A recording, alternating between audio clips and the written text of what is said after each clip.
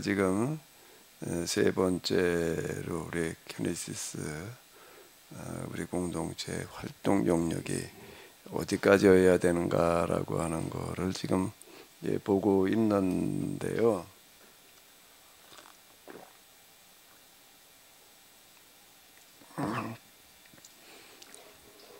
이제 지난 2시간 동안은 우리가 이 보수복음주의적인 그런 입장 그리고 구속사 입장에 서 있다 보게 되면은 사회 참여라고 하는 데에 대해서 등한히 하게 된다라고 하는 것을 좀 이렇게 지나간 역사를 통해서 이렇게 우리가 봤습니다. 그 이유는 내세지향적인 신앙 때문에 그런 것 같아요. 이 세상은 예수님께서 오시게 되면 다 불타도 없어질 세상이다. 그리고 우리는 이제 예수님 오시게 되면 무슨 휴고 뭐 어쩌고 그래서 우리가 하나님 나라로 간다. 이러다 보니까 이 세상에 대한 어떤 그런 특별한 관심을 가지게 되거나 이 세상을 어떻게 변화시켜 봐야 된다라고 하는 것들에 대해서는 관심이 없게 됩니다. 그다음 그 영혼군 이제 이 내세 지향적인데 이제 치우치게 됐었는데요.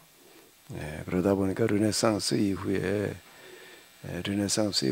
참 세상이 많이 바뀌었습니다. 그 이전까지는 인류 역사가 뭐 큰 변화가 없었는데 르네상스 이후 지금까지 한 500여 년 동안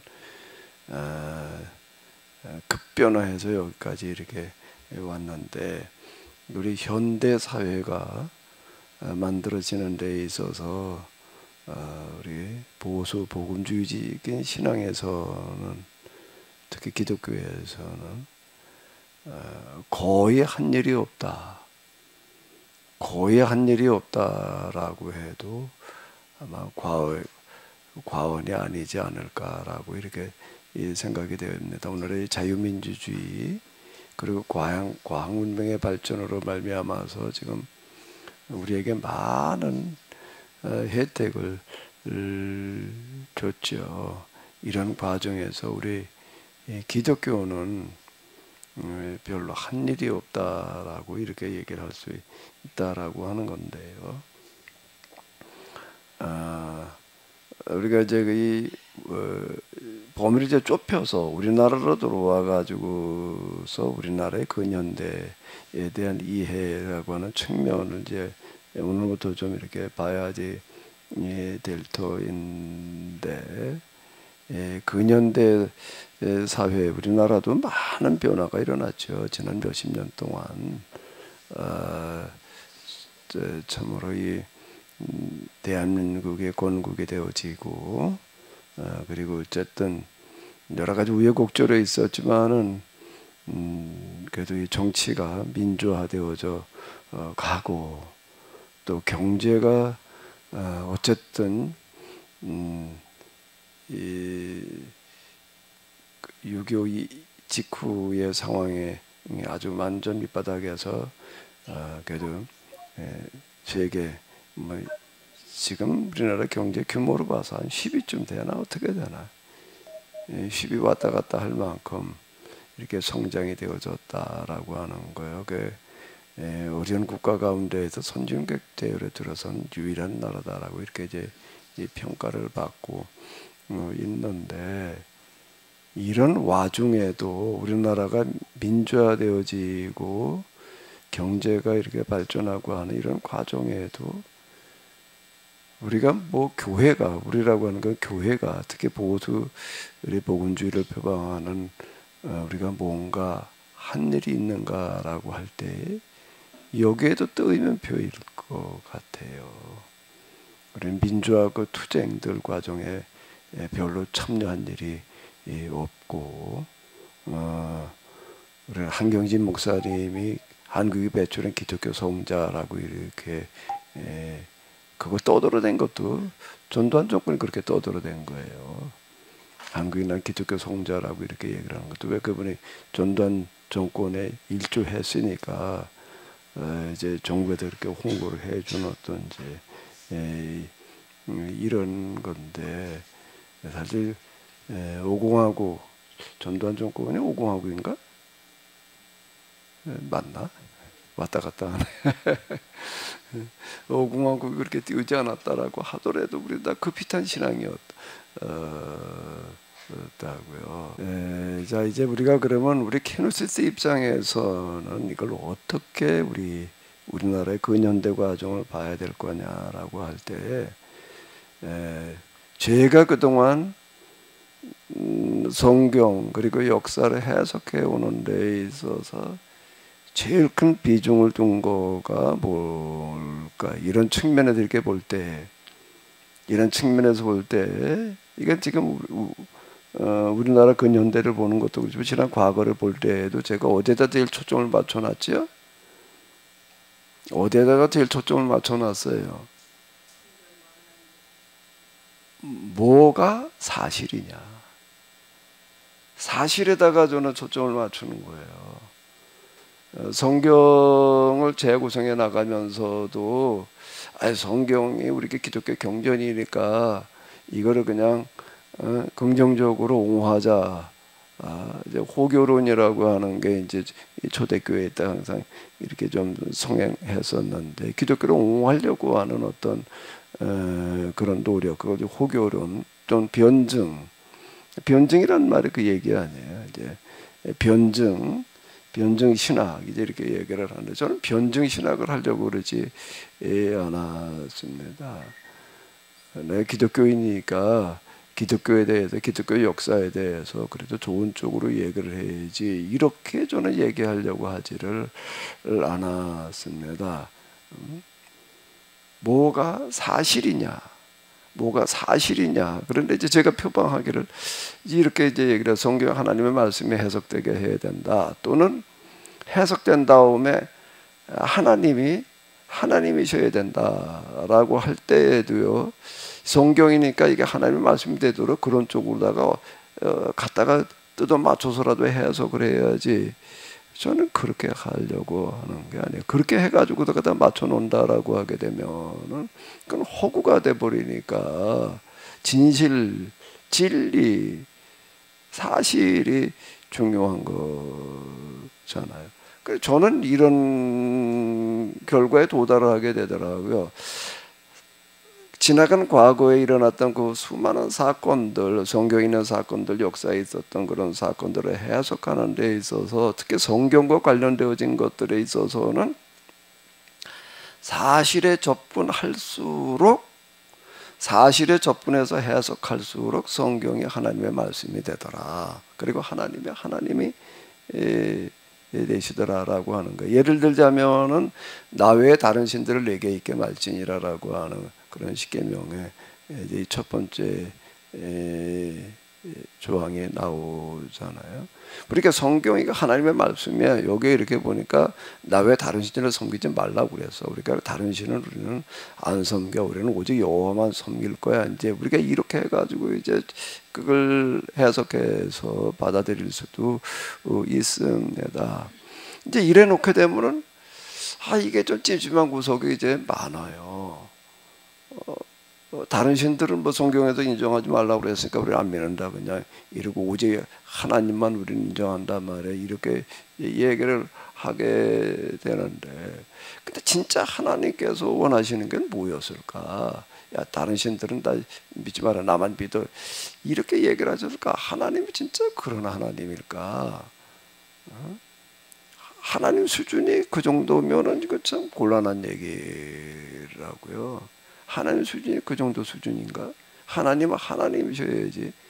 나 말고 다른 신은 절대 믿지 마라 이렇게 말씀하셨다라고 하나님 얘기를 해버리고 완전 메타적인 하나님이고 뭐 다른 종교나 이런 것들하고는 어떻게 해야 돼? 이거 다 가서 그냥 때려 죽여야 되는 어떤 이제 그런 식이 돼버리는 거예요. 우리 십자군 전쟁이라는 게 지금 그런 식이잖아요. 그러니까 종교 전쟁을 피할 방법이 없는 거예요. 그렇게 하려고 한다라고 하게 되면 그 하나님은 그 이제 이렇게 놓게 되면 이제 이게 하나님이시기가 곤란한 얘기가 되는 거예요. 그런데 그거를 저는 어떻게 끌고 들어가는가라고 하게 되면은 어떻게 끌고 들어갔지요? 그 말씀이 선포되던 당시에 BC 그게 1500여 년경이 되는데 이제 모세로 말미암아 선포되던 그 당시에 도대체 이 말씀이 뭘 얘기하려고 그런 걸까? 그걸로 재구성에 들어가는 거예요.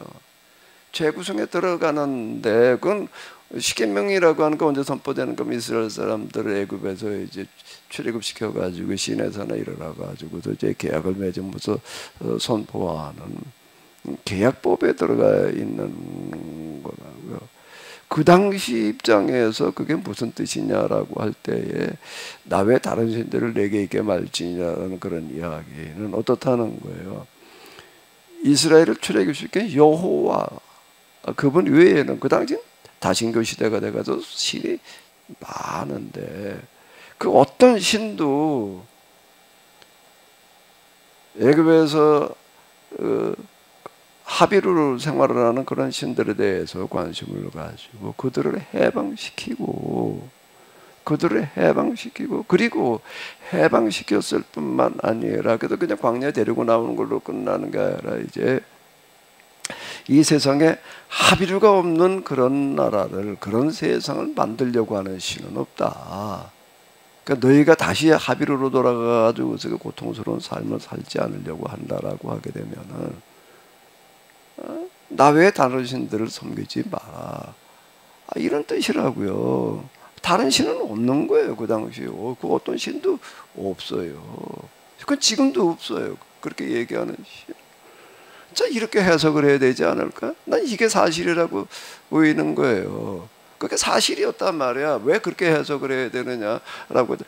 우리가 기독교가 이 성경의 경전이니까 이걸 옹호하는 입장에서 호교론, 변증론, 그건 그 시대에 이제 너무나 터무니없는 모함을 갖다 뒤집어 쓰다가 보니까 진실이 이런 거다라고 하는 측면에서 호교론이라고 하는 게 등장을 했던 것이지, 우리가 없는 거를 아닌 거를 갖다가 불러가지고 연목구호라고 그러잖아요. 억지로 갖다 끌어다 붙이는 거예요. 이제 억지로 갖다 끌어다 붙여가지고도 그럴듯하게 해석을 해놓는다. 그럼 그건 진실이 아니죠.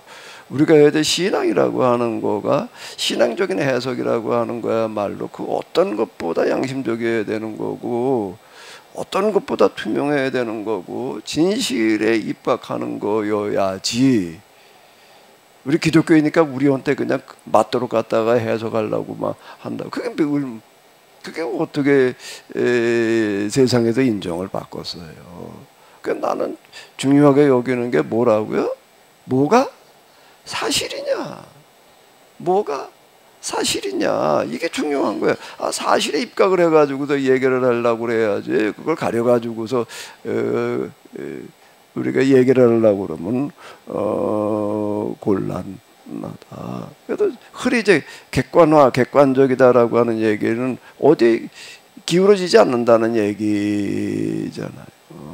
자, 이제 이런 측면에서 이제 우리가 우리 근현대사를 한번 접근을 해보자고요.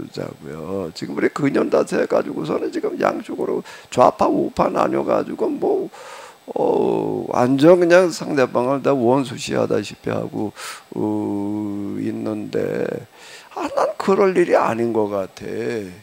그 원수시하고 말고 할 게 뭐가 사실이냐는 거에 접근에 들어가서 이렇게 보면 될 건데, 이제 가만히 이제 우파는 좌파한테 얘기하는 거 자기들 측면에서만 그냥 들였다 유리한 것만 가지고 부각시키고 상대방에 대해서 그냥 들이 깎아내리는 쪽에다가 초점을 맞춰놓는 어떤 그런 식인 거 같더라고요. 뭐가 사실이냐는 걸 우리가 한번 이제 접근해 보자라고 하는 거예요.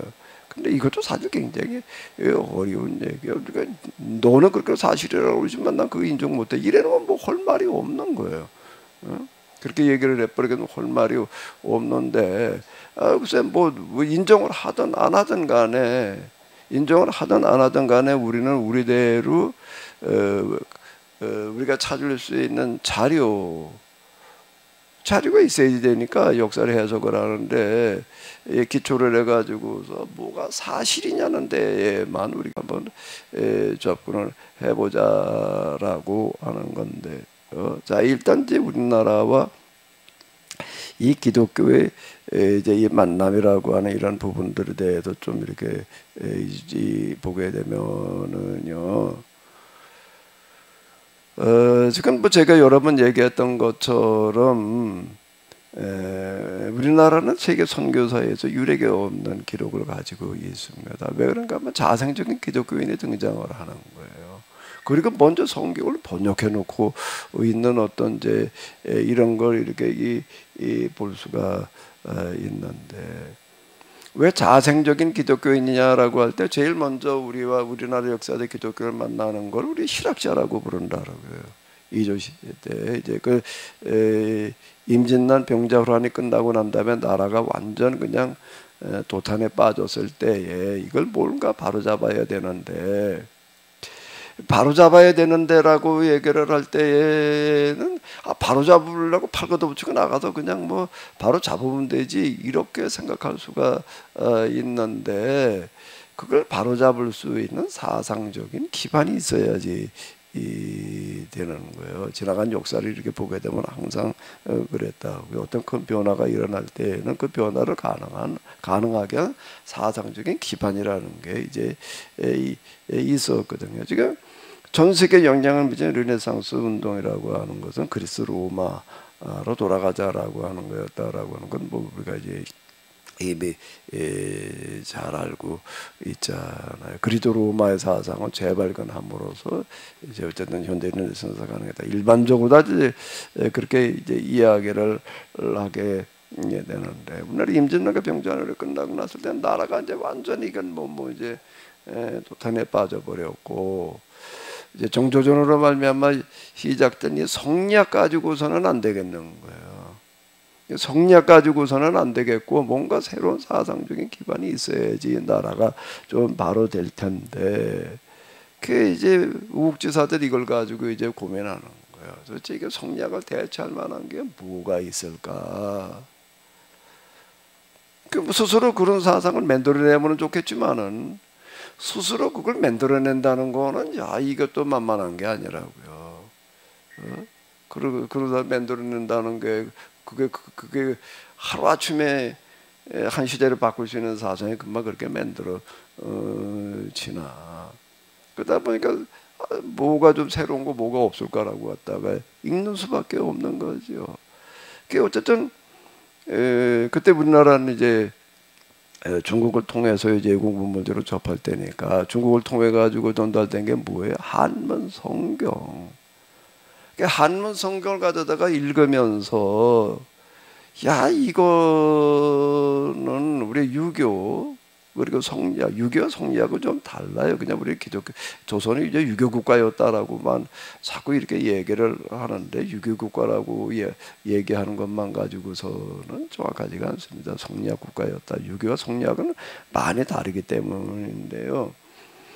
이게 유교에서 성리학이 나왔죠.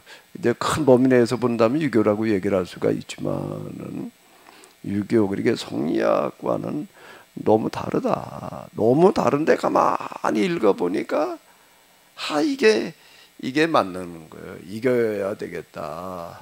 자, 이래가지고 이제 성경 강독회들을 하고, 강독회를 하다가 보니까 여기 천주가 있단 말이에요. 이제 그 한문을 번역해 놓은 거니까 하나님은 천주라고 번역을 해 놨는데, 이 천주라는 그런 그 신을 우리가 섬겨야 되지 않냐. 그 성경을 먼저 뭐 예배를 드려야 된다. 그래서 성경 공부하다가 하나님을 예배하고 신앙을 가지는 어떤 그런 자생적인 기독교인이 되었다라고 하는 건데요. 요거를 이 사람들이 가졌던 그 사상을 여기다 좀 띄워놨으면 좋겠는데, 제가 이거를 이제 좀 이렇게 정리를 해놨는데, 이 실학자들이 성경을 어떻게 봤는가라고 하는 거를 제가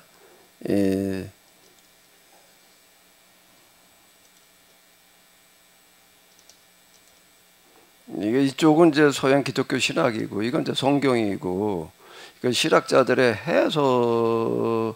해석인데요.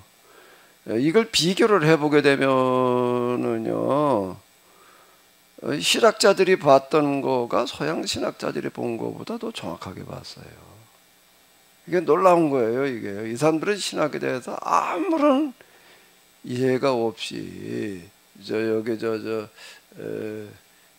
어제 천지남 절에 모여가지고 성경 공부하기 시작을 하고 그러고 나가지고서 이 사람들이 이제 이 성경을 이해를 하는 게 그냥 서양 신학을 모르고 그냥 성경만 가지고 해석한 사람들인데 사상적인 기반에서 서양 기독교 신학의 헬레니즘이에요. 그 로마 그래서 로마 문화.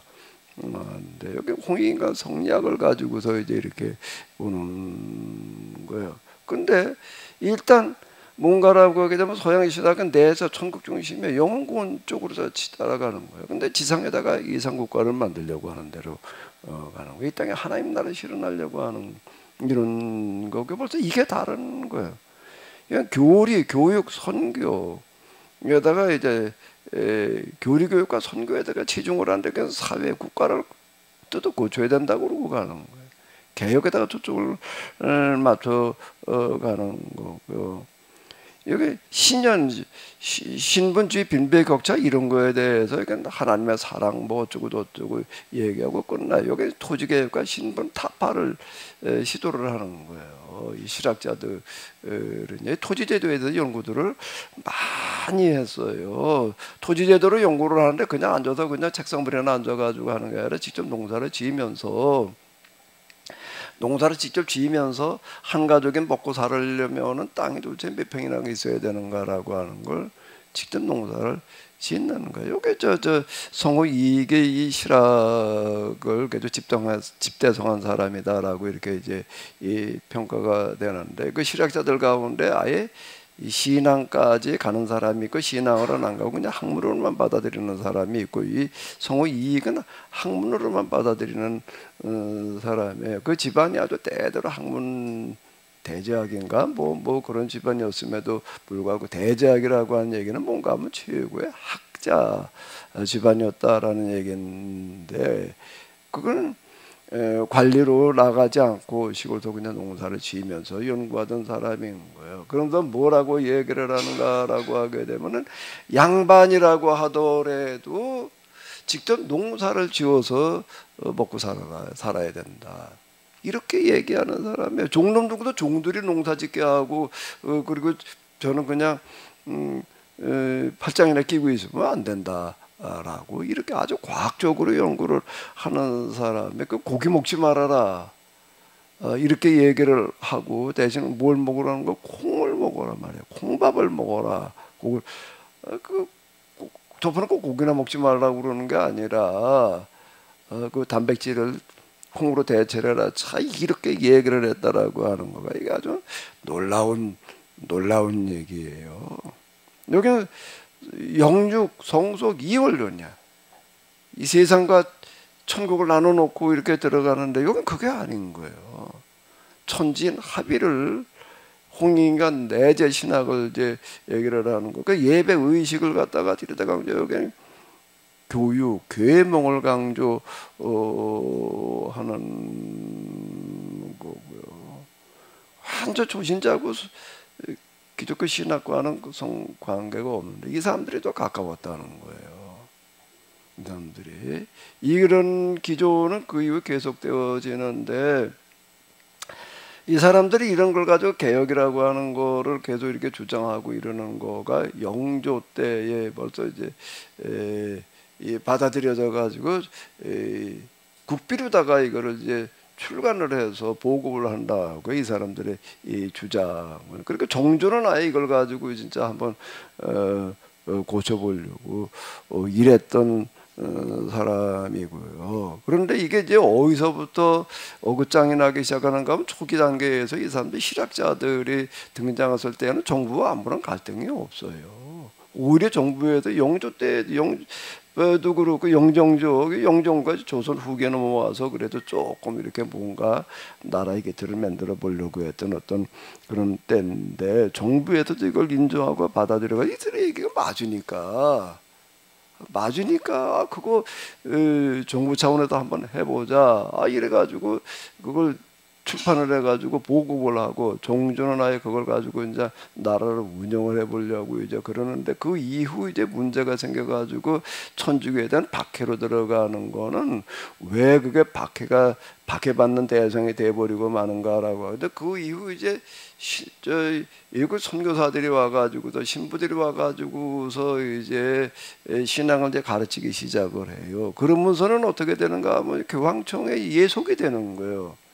교황청이 예속이 되면서 서양 신학의 지배를 받게 되는 거예요. 그렇게 되면 이제 정부하고 이거는 갈등이 일어날 수밖에 없어요.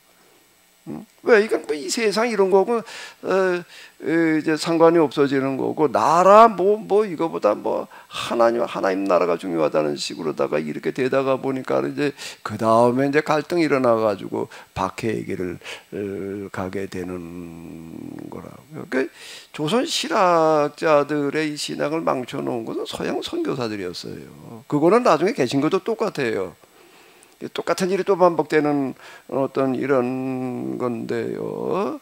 자, 이제 이게 서양 이건 실학자들이고요. 그 다음에 이제 개화파로 넘어왔을 때 이 야소교라고 이제 이렇게 얘기를 하는데 이것도 똑같은 거예요. 이걸 이렇게 이제 보게 되면 이 개화파들이 거기다 기독교인들이었어요. 그러니까 왜 성리학의 후배들이라고요. 그 기조를 이어가던 천주교의 후배가 아니에요. 천주교와 실학은 구분해 가지고서 우리가 얘기를 해야 돼. 천주교는 그 이후에 뭐가 되는가라고 하게 되면 교황청의 신학과 그리고 이제 서양 신학의 지배를 받다 보니까 정부와 갈등이 빚어져요. 3.1운동 때에 3.1운동 때 손 하나 까딱 하지 않은 게 천주교예요. 왜 그런가? 교황청에서 절대 일본에 항거하지 말아라고 그랬기 때문에요. 절대 일본에 대해서 맞서지 마라. 일본의 군국주의를 그대로 인정하고 들어가는 거예요. 교황청은요. 그러니까 절대 여기 항거하지 마라 그래서 손 하나 까딱 하지 않았어요. 천주교에도 유일하게 이 독립운동을 한 게 안중근이에요. 안중근이도 살인자라고 그래가지고 파문했다고요. 천주교에서요. 그래 천주교도 요즘 그 소리 안 해.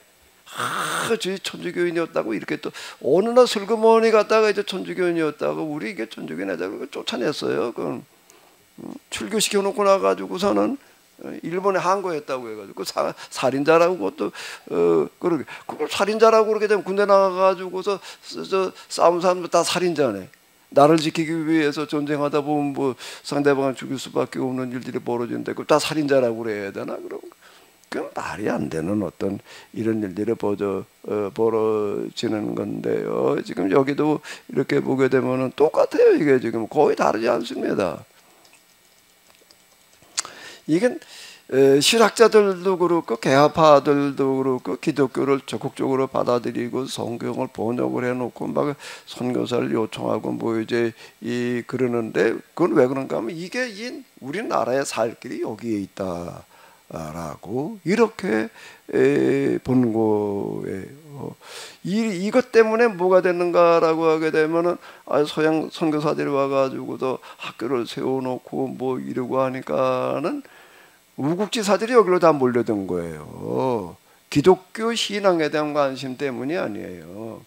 자, 이 나라가 지금 뭐 이게 조선 말기에 이게 뭐 나라 꼴이 아니잖아요. 이게 뭐 정말 뭐 민비시해 사건 이런 건 뭐 우리 들으면 이제 물론 분통도 터지지만은요. 분통 터지기 전에 뭐 나라 꼴이 그래 얼마나 형편없으면은 왕궁이 그래 저 깡패들 몇 놈한테 그래 유린당해. 이게 말이 안 되는 거거든요. 아니 그래 도성을 왕궁을 갖다가 호위할 수 있는 사람이 그렇게 없었다는 게 원 이해가 안 되는 거예요. 고종이 이게 뭐 깡패들이 또 들이닥칠 것 같아가지고 겁이 나가지고 잠을 못 자는 거예요. 이게 뭐 어느 밤중에 또 어느 놈이 쳐들어올 줄 몰라 이게. 예? 경호원들이 그렇게 없는 거예요. 그 홀버트가 혼자도 권총 들고 혼자 밖에서 경호를 했단 말이에요. 진짜 이런 얘기가 있는 거예요. 원 나라 꼴이 진짜 이게 뭔 말이 안 되는 거야. 우어터고다가 날아가게 아니 그 모양이 돼. 자, 이거 도대체 이 나라 살 길이 어디 있냐 말이야. 어디 있냐라고 할 때에 신학자들은 구교를 만난 거고요. 이 개화파들은 뭘 만난 거죠? 신교. 그럼 또 성경은 같은 성경이니까. 근데 주제는 비슷하는 거예요. 이 나라의 살 길이 여기에 있다. 이걸 가지고 우리 나라를 한번 똑바로 만들어 봐야 된다. 이렇게 가는 거예요. 그러니까 여기에 우국지사들이 몰려들어 가지고 여기에서 이제 이 교육들을 받고 나중에 이제 국가 지도자들이 되고 그러는데, 근데 이 교회가 빗나가기 시작하는 게 언제부터 빗나갈까? 또 똑같아요. 수순이 똑같은 게 이제 그 다음에 이제 뭐 감리교, 장로교 뭐 교단에 소속돼 가지고서 이제 하이 서양교 교회 선교사들과 그들의 신학에 물들면서부터는 이제 이게 사라지는 거예요.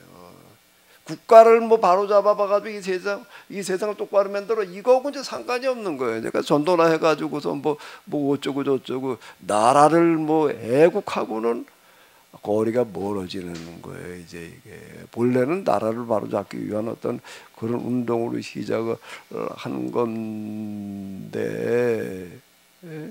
그 3.1운동 때랑 보게 되면은 학생들이 그냥 데모하러 나가고 만세운동하러 나오고 그러면 선교사들은 다 뜯어 말렸어요. 왜 그런가 하게 되면은요, 가서라테부터 밀약이라고 하는 게 있어요. 가서라테부터 밀약이라고 하는 건 뭔가 하면 미국에서 이제 일본하고 협정을 맺은 게 뭔가 하게 되면 한국은 방어선에서 제외한다. 일본한테 한국을 넘겨주는 그런 이제 이 조약이 이렇게 이 되는 건데요. 그리고 나가지고서는 미국에서 우리나라 선교사 대부분 다 미국인들이었잖아요. 미국 선교사들이죠. 미국 선교사들한테 뭐라고 정부에도 지령이 내려왔는가라고 하게 되면 일본에 맞서는 건 절대 하지 말아라. 일본 비판하는 거 하지 말라 그랬다고요. 네. 선교사들이 이렇게 다 입 다물었어요. 그거에 대해서요. 왜 이 선교사라고 하는 거는 제국주의 시절에 제국주의의 앞잡이라고 해도 전혀 과언이 아닐 만큼 그런 역할을 했기 때문에 그러는 거예요. 선교사 가운데도 유일하게 가서르테부터 밀약이라고 하는 것에 대해서 잘못됐다고 비판하고 나선 사람이 호모 홀버트예요. 호모 홀버트인데 그냥 이제 한국이 이러이러한 정신 문화를 가지고 있는데 미국의 사명은 한국을 지켜주는 거다 말이에요. 이렇게 이제 강조한 사람의 그때 그 대통령이 루스벨트였나? 루스벨트가 둘이에요. 프랭클린 루스벨트하고 또 뭐 벤자민 루스벨트인가? 나중 루스벨트 말고 전 루스벨트 때 그러는데 이제 미국의 한국을 버린 거에 대해서는 틀림없이 이제 대가를 치를 거다 말이야. 이제 일본은 절대 믿을 나라가 못 된다. 일본하고 손잡아서는 안 된다. 이렇게 이제 예고한 사람이 호모 홀버트인데 그대로 됐잖아. 일본한테 공격적 진주만 폭격당하고 그냥 그러고 어마어마한 어떤 그런 대가를 이렇게 이제 치렀는데요. 이 선교사들이 우리가 얘기하는 보수 복음주의적인 어떤 이런 신앙을 가지고 와가지고서 이제 교인들이 여기에 이제 심취되면서부터 그게 주류가 되면서부터는 이제 이게 딴 데로 가버리는 거예요. 빗나간 거예요. 이 부분들이요. 그게 지금 우리가 우리나라 개화 시기에 우리가 교회가 진짜 뭐 세상을 선도했다 맞는 얘기예요.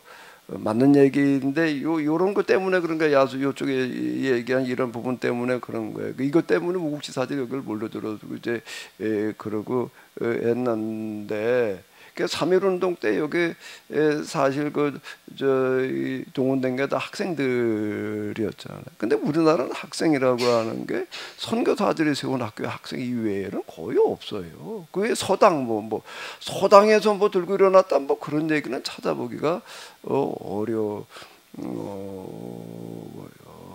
근데 왜 그랬는가라고 하게 밑에에는 뭔가라고 하게 되면은 기독교를 뭘로 이해하고 받아들였는가 하게 되면은 구국의 길이다.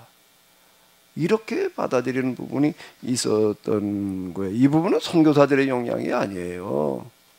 이 부분은요, 선교사들은 오히려 제국지 입장에 서 있었어요. 일본에 대해서 정하지 못하게 했다고요. 스스로도 안 했고요.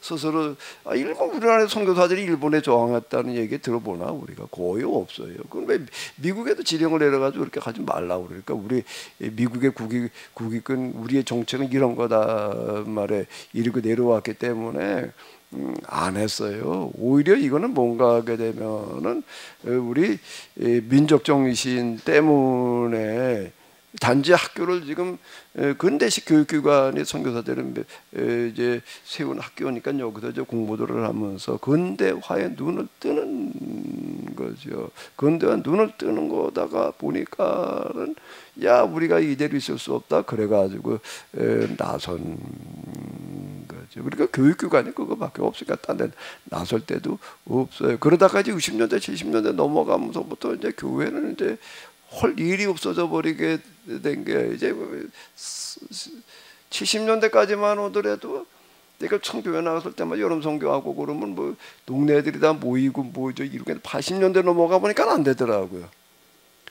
80년대 넘어가니까 안 되는 거는 왜 그런가라고 하게 되면 이제 교육 기관들이 뭐 워낙 많아져 가지고서 이제는 기독교 미션 스쿨도 이렇게 얘기를 하게 되는데 미션 스쿨에서 공부한 학생들보다는 일반 학교에서 공부한 학생들이 더 사회운동 이런 데 더 적극적이었다고요. 데모나 이런 거 할 때 기독교 계통 학교들이 앞장섰나? 아니라고요. 군사정권에 데모하고 그럴 때 기독교 계통의 학교 가운데에서 뭐 미션 스쿨 학생들이 앞장섰나? 그건 전혀 아닌 거예요. 이게 뒤처지게 되는 그런 이유는 어디에 있는가라고 하게 되면 교회가 서양 신학의 지배를 받으면서부터는 그런 쪽하고는 이제 거리가 멀어져. 이게 타계 신앙이잖아요. 이게. 타계 신앙이 기울어지다 보니까 세상을 우리가 한번 바꿔봐야 된다. 사회 참여나 어떤 정치를 바로잡으려고 하는 이런 것과는 거리가 멀어지게 되는 그런 건 우리하고는 관계 없는 거야. 아예 그거는 그냥 좀 이제 후딱하면 이제 공산주의자들이 말이야 뭐 어쩌고 저쩌고 이제 그냥 뭐 좌경화된 데서나 하는 거지 이렇게 흘러가 버리는 거가 지금 교회의 대세였다라고 하는. 이 부분들을 우리가 먼저 좀 이제 이해를 해야 되지 않을까. 저때 우리가 기독교적인 입장에서 접근을 하려고 하니까는요. 혹시 여기까지 중에서요 좀 하실 말씀이 있으시면 하세요.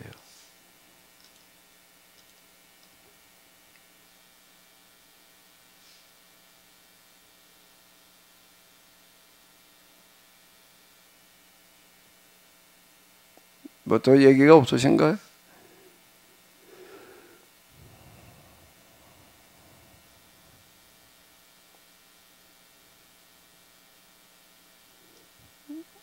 우리 기독교 주류 쪽에서 사회운동 한다는 거는 주로 모여있는 체중들을 많이 했는가 하면 사랑을 실천해야 된다라고 해가지고도 고아원, 양로원 뭐 이런 거 하려고 그러는 거예요. 그런 거는 적극적으로 나서가지고서요, 그거 저기 어디 도표에 있는 거 이렇게 보니까는 70년대까지인가 80년대까지인가는 95% 이상이 교회계통에서 했어요.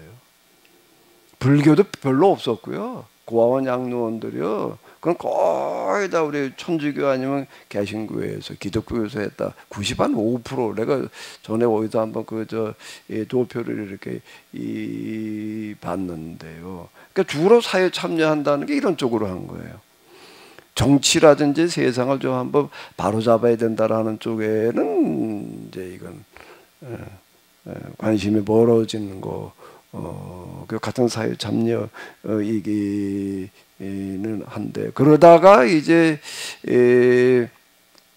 정부에도 좀 재정이 조금 더 여유가 생기고 그러면서 이제 복지에 대한 그런 관심을 가지고 복지 예산들이 늘어나잖아요. 지금 복지 예산이 정부 예산의 3분의 1 이상인 거 같은데, 그러다 보니까 지금 이제 거의 다 정부가 주도를 하고 있지.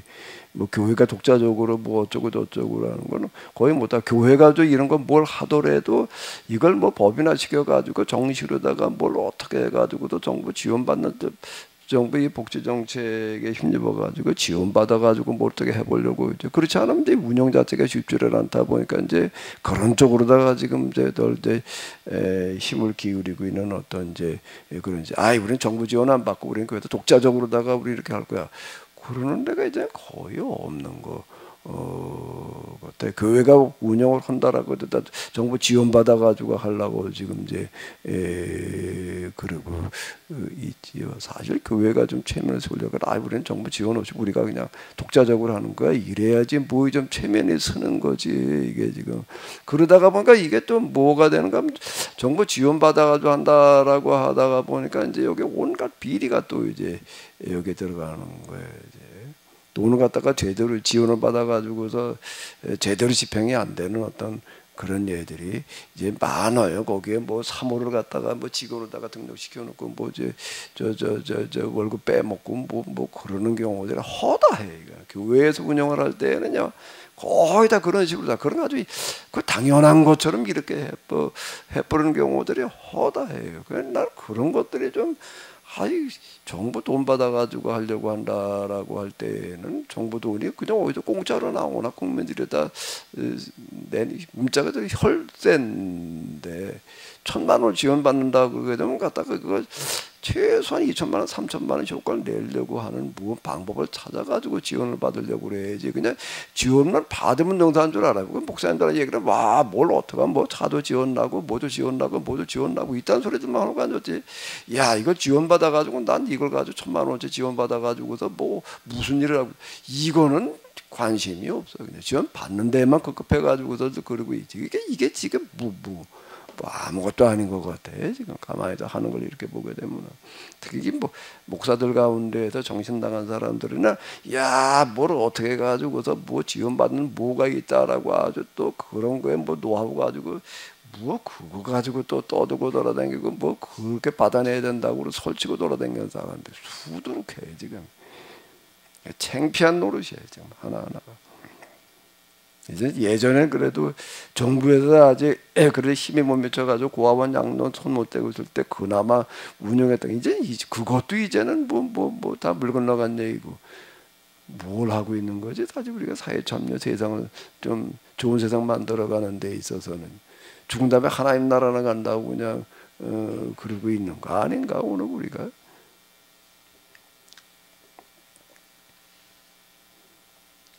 여차하면 그냥 정부의 논리에 따라 가지고도 뭐 좌경화, 뭐 용공, 뭐 어쩌고 저쩌고 이딴 소리나 하려고 달라들었지.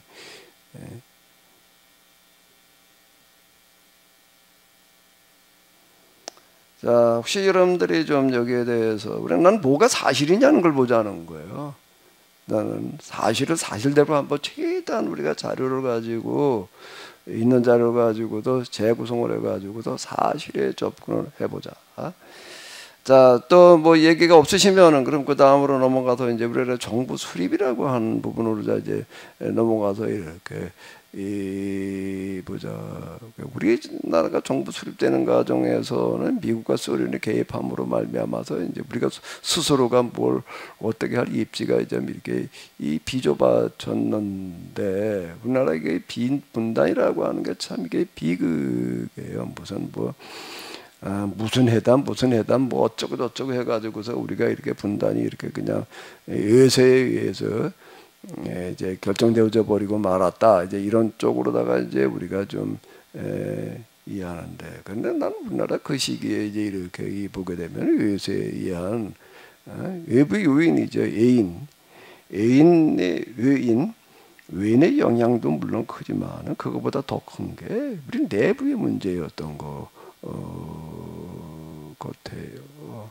내부의 문제였던 거는 뭔가라고 하게 되면 3.1운동 때까지는 그래도 국론이 이제 통일이 되어졌던 것 같은데, 물론 여기에 유교나 천주교는 전혀 이 3.1운동 이런 때는 아예 그냥 뭐 아예 숟가락 하나도 안 났어요. 유교도 그랬어요. 유교도 그렇고 이제 천주교는 또 얘기할 것도 없이 아예 일본 편에 붙어버렸고, 그냥 거기는 뭐 일본이 하는 일에 뭐 비판하지 마라 이러고 나왔으니까 짠중권을 갖다가 출교를 시켰는데 뭐 더 얘기할 필요가 없는 거죠. 살인자라고 그러고.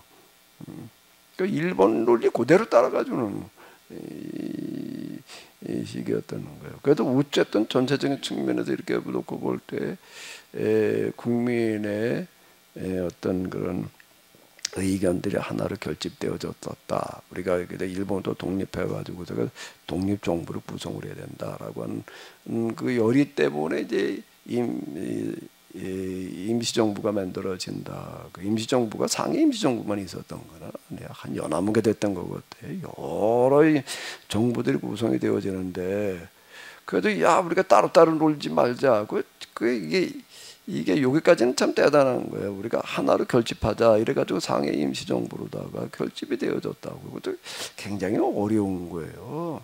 그래도 그 힘이 뭔가라고 하게 되면 3.1운동 정신이라고 얘기를 할 수가 있어요. 3.1운동에서 우리가 확인하는 국민의 그런 의견을 우리가 살려야 된다라고 해서요. 3.1운동이라고 하는 거가 대단한 이유는 뭔가라고 하게 되면 어느 한 일부 계층이 아니라 거의 전 국민이 골기에서 일어났다라고 하는 거는 대단한 거. 주로 이제 장날을 이용을 해가지고도 만세 운동이 일어났는데, 물론 그 만세 운동을 주도하는 사람들이 있죠. 주도하는 거는 주로 이제 기독교 계통의 학생들이었어요. 그들이 이제 주도를 해서 이제 태극기를 그려가지고 이제 뭐 그리고 장날 가서 이제 나눠주면서 만세를 부르고 나서 이제 동참을 하는 거예요. 그 군포장터에도 1000여 명이 참석을 했었다. 이렇게 나와 있어요. 근데 주도 세력이 누군지는 모른다. 이근방에 그 당시에 그걸 주도할 만한 데는 둔대교회밖에 없어요. 둔대교회. 그러니까 여기 둔대교회 교인들 얘기가 뭔가라고 하게 되면 여기 군포 만세운동 때 둔대교회가 제일 열심히 참여를 했다. 교인들이. 그래가지고 순경들이 와서 여기 교회 못질해놓고 불지르고 갔단 말이야. 뭐 이제 종 뛰어가고 뭐 이제 그런 얘기들 이렇게 해요. 근데 이제 3.1운동 정신의 위대한 부분은 일제 저항했다라고 하는 것으로만 끝나지 아니하고 뭔가라고 하게 되면은 세계 이 제국주의 운동에 저항했다라고 하는 거예요. 우리 이 부분을 좀 강조를 해야 될 것 같아. 1차 대전이 끝나고 나가지고도 순정국진이 모여서 회의를 하는데 그걸 파리 강화회의라고 그래요. 거기에 식민 지배를 받던 나라들이 다 대표들을 보내가지고 저희 나라 이제 좀 독립하게 해달라고 이제 그렇게 요구들을 하는데, 우리나라도 대표를 보냈는데 우리는 요구하는 차원이 달라요.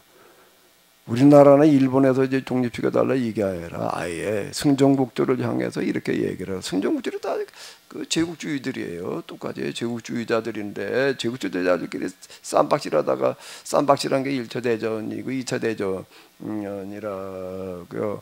뭐라고 얘기를 하는가 하면 제국주의 정책을 포기를 해라. 그래서 세계 모든 나라들 다 독립시켜라. 자, 이렇게 요구했다라고 하는 거예요. 어쨌든 3.1운동 정신이라고 하는 거는 또 세계 혁명사회에 있어서 신기원을 이뤘다라고 하는 건데 비폭력을 사용했다라고 하는 거예요. 맨손으로 그냥 만세 부르고 나섰다라고 하는 건 없는 거예요. 비폭력 저항운동이라고 하는 건 인류사에 없었어요. 다 폭력 저항운동이었지. 게릴라전이고 뭐 주로 게릴라전 뭐 기타 등등 이렇게 나아갔죠. 여기 3.1운동이 이제 영향을 미치는 파급이 뭔가 하면 인도의 간디 운동, 그 다음에 미국의 루터 킹 이런 흑인들의 그 저항운동의 비폭력으로 나가게 된 거가 3.1운동에서 비롯되어졌다는 건 뭐 이미 다 알려지는 어떤 그런 건데요. 그 여파로 여러 임시정부들이 세워졌다가 우리가 이게 따로따로 놀 게 아니다. 하나로 뭉치자 그래가지고 상해 임시정부로 통일되는 데까지는 올바로 간 것 같아요. 근데 문제는 그 다음이에요. 문제는 그 다음인데 그 내부에서 분열이 일어나는 거예요.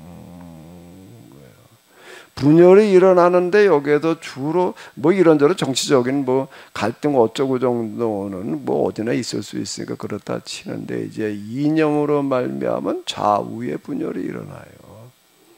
좌우의 분열이 일어나는데 그 이제 레닌의 영향 뭐 이런 거에 따라 가지고 이제 공산주의자들이 이제 레닌으로부터 자금도 이제 지원받고 뭐 이제 그래 이제 공산주의가 이제 여기 분열에 있어서 그 문제가 되는 부분이 뭔가 하면 이 사람들은 국가보다 이념을 더 중요하게 여기는 거예요. 공산주의라는 이념이 더 중요하다고 보는 거예요. 국가보다. 이게 무서운 거라고요. 정권을 잡는 게 중요하지만은 그게 국가보다 중요하다고 생각하게 되면 곤란하는 거예요. 나라에 어떻게 되든지 말고 난 정권 한번 잡아봐야 되겠다. 이렇게 나오게 되면 이제 이게 나라가 도탄에 빠지는 건데 특히 그 중에도 이 공산주의라고는 이념은 국가보다 이념을 더 중요하게 여기는 거예요. 그러니까 나중에 6.25라는 게 가능했던 거예요. 왜? 전쟁으로라도 우리가 그냥 적화 통일을 하자라고 그러고 나오는 거예요. 전쟁을 벌인다라고 하는 거가 그 얼마나 그게 참 비참한 일이 벌어지는 거예요. 같은 동포끼리 이거 서로 그냥 싸워야 된다라고 하는 어떤 이런 거가 그건 나라가 당연히 거덜나지 이거는. 근데 그거보다 더 중요한 거는 이념이다. 진짜 이렇게 되니까 이제 이게 문제가 되는 어떤 이제 이런 거고, 그러니까 이게 화합될 가능성이 없어져 버리는. 거기다가 또 이제 우익이라고 이제 좌익 쪽에서는 이제 공산화 사회공산주의화 되어져 가는 어떤 이런 거고.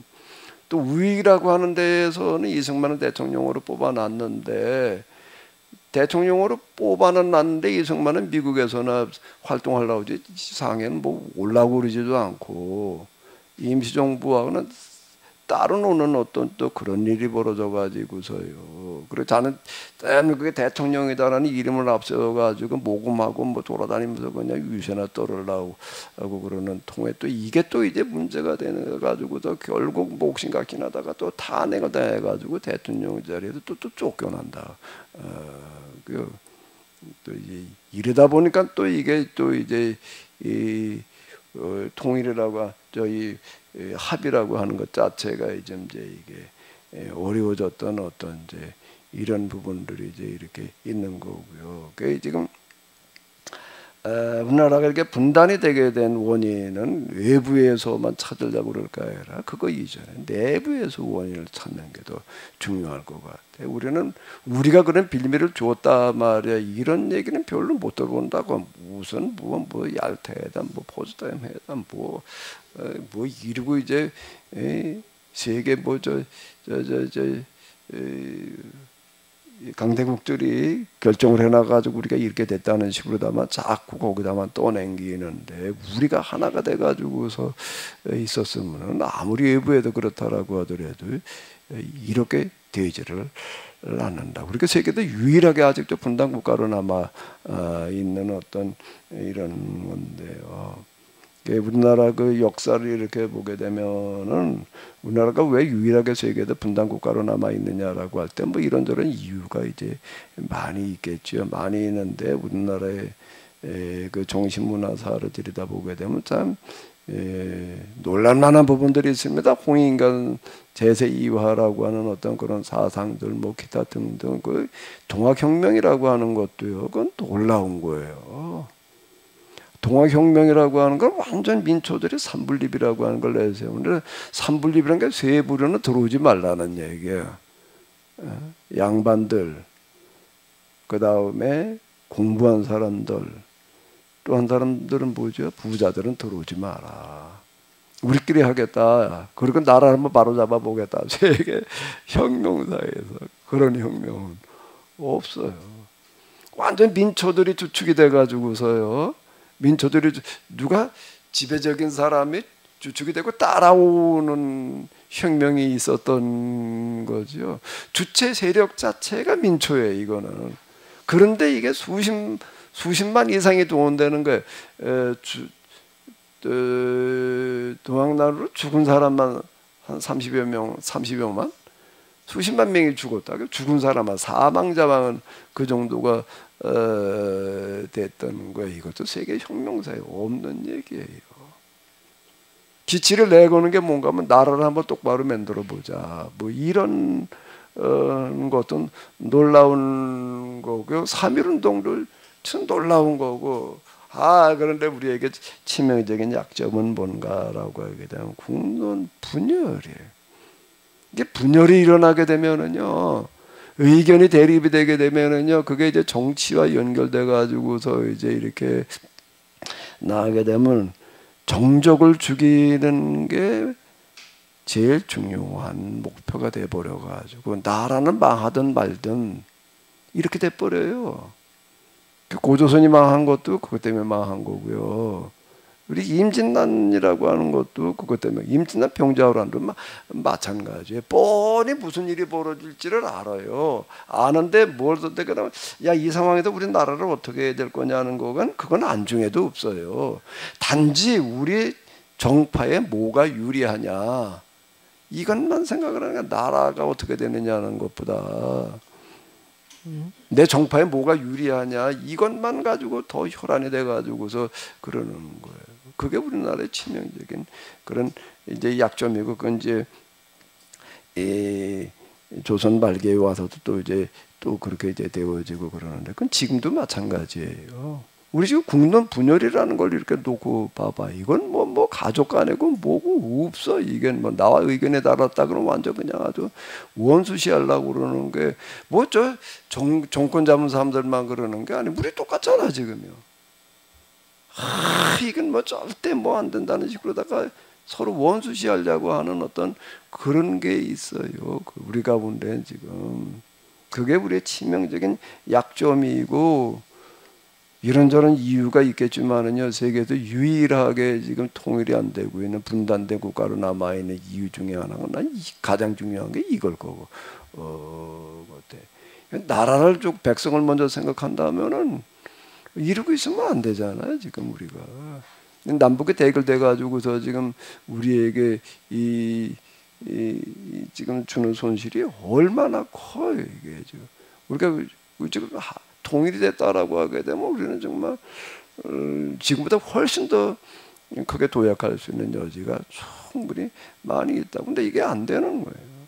안 되는 이유가 뭐 정권 잡은 사람들이 뭐 어쩌고 저쩌고도 얘기를 할 수가 있지만, 지금 남북의 문제가 아니라 우리는 남한 내부에도 서로 지금 뭐 좌파 우파 해가지고 대립돼 있는 걸 봐봐요. 이게 지금 통일이 되겠는가? 어림없는 얘기인 것 같아. 무슨 뭐 통일이 돼? 이 지금 남한도 쪼개질 판인데 지금 사실상 뭐 국경만 거지지 않았을 뿐이지 정신적으로 다 지금 나뉘어져 있는 거 아니에요 지금요. 우리 이런 부분들에 대해서 좀 우리가 좀 심각하게 생각을 해야 될 문제일 거 같아요. 뭐가 중요한가라고 하는 이런 부분도. 근데 국익 우선 이래 놓게 되면 또 이제 이게 우리 신앙인으로서 이제 이게 뭐 어떻게 그런 뭐 신앙적인 그런 가치관보다 그런 국익이 먼저라는 얘기냐 이렇게 이제 생각할 수가 있는데, 근데 계약법으로 조건에 들어가게 되면 간단해요. 계약법이 곧 뭔가 계획과 실천한 것 자체보다 더 큰 국익은 없는 거예요. 그거보다 더 큰 애국은 없어요. 아니 어떤 나라를 만들어 놓자고 그러는 거예요? 이제 나라를 만들자는 거예요. 거룩한 나라를 만들자는 거예요. 하나님 나라의 모형을 실현시키자는 거야. 아니 그럼 모든 백성들이 잘 살게 만듭니다. 아니 그거보다 더 큰 애국이 어디 있어요? 그게 제일 큰 과제야. 우선적인 거야. 아 그러면 다 끝나는 얘기지. 그거보다 더 큰 거고. 그게 무슨 이런저런 의견 뭐 어쩌고 저쩌고 이거보다 더 큰 건 있을 수가 없는 거예요. 그러니까 이 실학파나 실학자들이나 야소교 개화파들이 본 게 정확하게 본 거예요. 그 사람들 성경을 받아들인다, 성경에 하나님을 믿는다라고 하는 거가 곧 이 나라에 살 길이다. 이렇게 보는 거예요. 아니 나라에 살 길이라는 게 뭐예요? 나라를 뭐 위한다는 게 뭐예요? 국익이라는 게 뭐예요? 어느 정파의 이익이 아니잖아요. 전 국민의 이익이잖아요. 그게 국익이지요. 내가 잘못 이해했나? 정파 이익은 아니잖아요. 온 나라의 이익이라고 하는 건 나라의 이익이 된다라고 하는 건 모든 국민이 다 잘 되게 하는 거라고요. 그러니까 난 이 계약법으로 다 들어가 보는 거만. 근데 이거를 구속사로 다 쳐들어가도 이렇게 보니까는 그 나라에 어떻게 되거나 말거나 그냥 이렇게 돼버리니까 이게 이제 이 천주교도 정부로부터 박해 대상이 돼버린 거예요. 나라하고 뭐 상관없는데 따로 놀으려고 그러니까. 개신교도 지금 와가지고서 그냥 지금 사회에도 이렇게 설자리 이런 거는 뭔가라고 하게 되면은 개신교들은 뭐 나라가 어떻게 되느냐는 거는 뭐 별로 신경을 안 써고 뭐 답이 다 불바될 때들로 뭐고 뭐 이렇게 생각을 하니까 이게 도대체가 세상과 양립이 안 되는 거죠. 우리가 이 분단이라는 국가도 분단이 되어져 있지만 남북도 분단이 되어 있지만 이 국론이 지금 나뉘어져 있다라고 하는 건 지금 국론이 어제나 다 나뉘어져 있지. 당연히 그게 뭐 어떻게 뭐 총화단결이라고 하는 거, 총화일체라고 하는 거는 그건 독재자들이 주로 이제 써먹는 어떤 그런 거지. 당연히 각자의 의견들이 다양한 의견들이 분출이 돼야 되지만 어떻다고요? 국익을 훼손할 수는 없는 거예요. 그 선을 넘어가면 곤란한 얘기가 되는 거라. 근데 우리는 지금 이미 넘어선 지가 오랜 것 같아. 지금. 자, 어쨌든 그 이후 이제 우리가 이 정부 수립이라고 하는 어떤 이런 것들 이렇게 보게 되면 남북한이 따로따로 이제 노는 그런 정부가 이제 수립이 되어지는데 참 아쉬운 부분이 많은데 그건 그 국론 분열이 그걸 가져온 거지. 예비해서 뭐 어쩌고 저쩌고라고 자꾸 끌어다 붙일 문제는 아니고 이게 더 큰 요인이다라고 이렇게 좀 한번 봐야 되지 않을까라고 이 생각이 들고요. 어쨌든 북한에는 공산 정권에서 들어서고 남한에는 이제 그래도 형식적으로는 또 이승만 정권이 독재로 가기는 했지만 그래도 민주정부가 이제 들어섰다라고 이제 이렇게 얘기를 하는데 여기에 대해서 이제 이승만은 어떻게 볼 거냐는 거에 대해서도 뭐 워낙 첨예해 가지고서 이건 뭐 말 꺼냈다가는 어디 가도 봉변당하기 딱 좋아. 이게 뭐 이렇게 얘기하면 저쪽에도 공격당하고 저렇게 얘기하면 이쪽에도 공격당하기 때문에 이게 참 말 꺼내기가 어려울 정도에 비판하는 사람 입장에서는 이승만이라고 부르지도 않아. 뭐 그 새끼 그냥 이 정도로다가 그냥 폄하를 해버리고 뭘 이래가지고서 참 이건 뭐 얘기한다는 게 참 어려운데 그냥 우리는 뭐 어쨌든 간에 사실이 뭐냐는 데에 최대한 좀 접근을 해봐야 되지 않을까. 사실로 접근을 하다 보게 되면은 이제 장단점이 다 같이 나와요.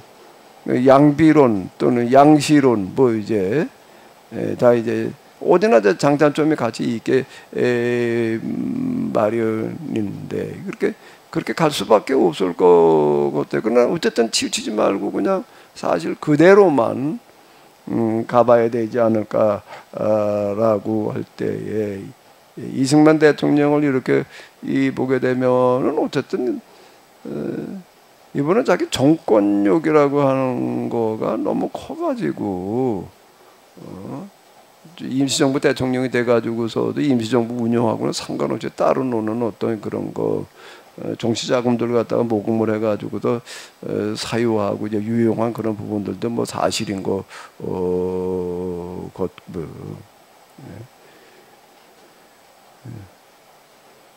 그래서 자기 어떤 정권을 잡는데 혈안에 되어져 있어가지고 이제 피할 수 없는 것 중에 하나가 뭔가라고 하게 되면 친일 세력들을 청산하지 못했다라고 하는 거예요. 그 친일 세력을 청산하기 위해서 만들어내진 위원회가 뭐였지? 반민족 반민투라고 부르는 반민족 이제 뭐 처벌 무슨 특별위원회인가 이걸 만들어 가지고 이제 친일 세력들 청산하려고 이제 국회도 만들었는데 그것도 무력화 시켜 놓은 거가 이승만 대통령이잖아요. 이승만 대통령 흐지부지 만들어 놓고 이래 가지고서 이제 친일 세력들을 그대로 보조시 살아남았을 뿐만 아니라 그 사람들을 갖다가 또 경찰로다가 또 다 동원시키고 이제 반공이라고 하는 어떤 이름으로다가 장기 정치 세력화한 부분도 있어요.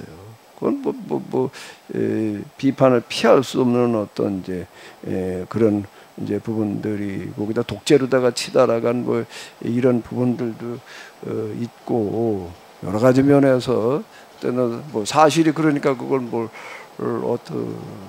그런데 또 그럼에도 불구하고 이승만 정부를 우리가 평가할 때의 중요한 부분 하나는 뭔가라고 하게 되면 남한만이라도 민주정부가 수립이 되어졌다라고 하는 것도 보는 관점에 따라서 다르게 보일지 모르지만은 그 부분 좀 전에 모여가지고 같이 좀 들여다보고 그럴 때 보게 되면은 그 이승만 정부가 아니었으면은 남한만이라도 민주정부가 들어서는 게 어려웠겠다.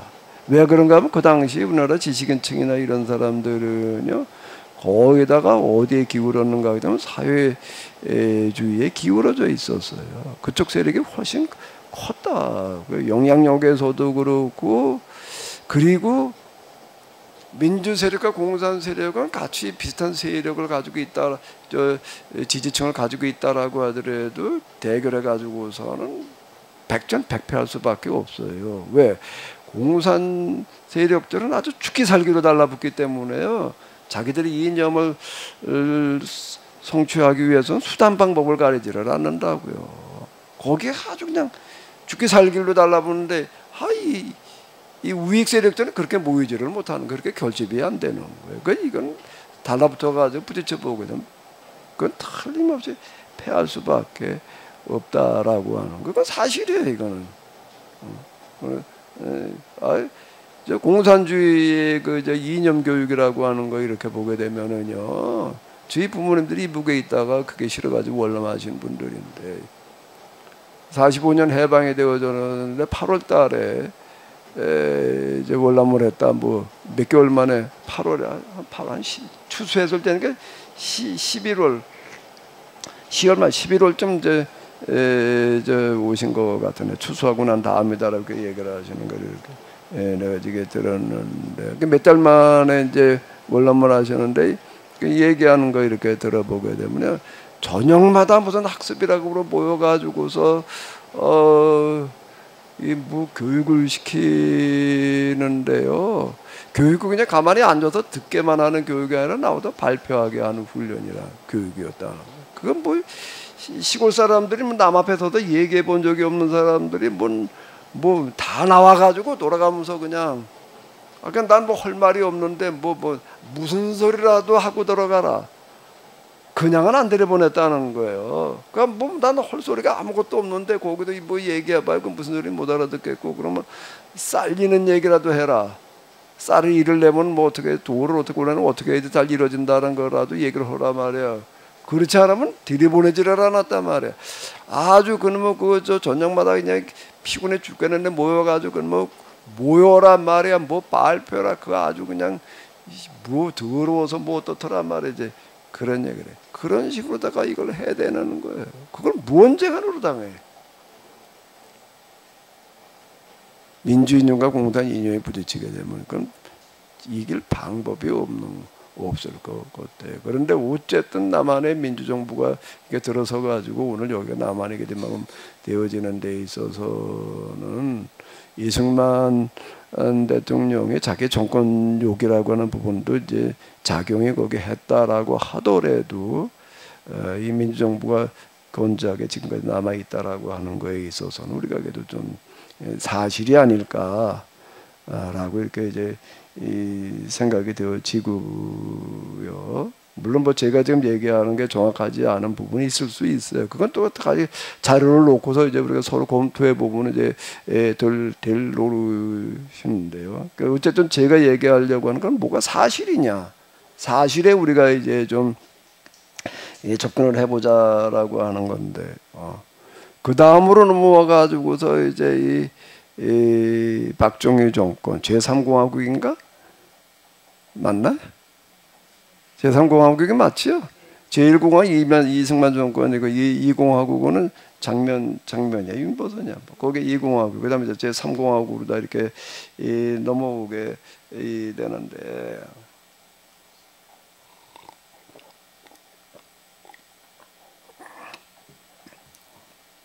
뭐 박정희에 대해서도 뭐 평가들이 완전 그냥 서로 뭐 엇갈려 가지고 이것도 뭐 얘기 꺼냈다가 어디 가서 진짜 이건 뭐 욕바가지에 올라서기 딱 좋아. 이제 뭐라고 뭐 꺼냈다 워낙 팽팽하게 대립되어져 있기 때문에 그냥 사실 알려진 대로만 얘기를 한다라고 했을 때 뭐 우리가 잘 아는 대로 약점들 많이 있잖아요. 사실이라고 하는 게 뭔가 하면 박정희 대통령이 교사였다가 집어치이고 만주에 가도 일제 군관학교를 다녔다라고 하는 거고, 그러니까 공부하는 버릇이 있었던 것 같아요.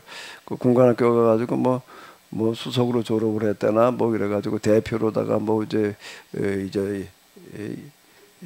일본 황제한테 충성 맹세하는 뭐 어떤 뭐 그런 거, 그리고 이제 군관으로 이제 활동한 그런 이력들이 이제 친일적인 부분이 있고, 또 그 다음에 그 형인가 뭐 누군가 뭐 또 이제 공산주의 활동을 했던 어떤 그런 부분들이 있었던 것도 사실인 것 같고, 자료가 그러니까 또 그가 군대에서도 사실 그 친일 그리고 용공과 관련되어져 있어가지고 좀 살아남기가 어려웠는데, 어쨌든 거기서 어떻게 하다가 이제 살아남아서 이제 6.25를 치르고 그러고 난 다음에 이제 쿠데타로다가 이제 이렇게 이 정권을 잡게 되는데, 뭐 쿠데타로 정권 잡았다는 거는 그건 뭐 어디 가서도 그건 변명의 여지가 없을 만큼 이제 일단 쿠데타지. 그건 뭐 오히려 혁명이라고 그러지만 그건 뭐 혁명이라,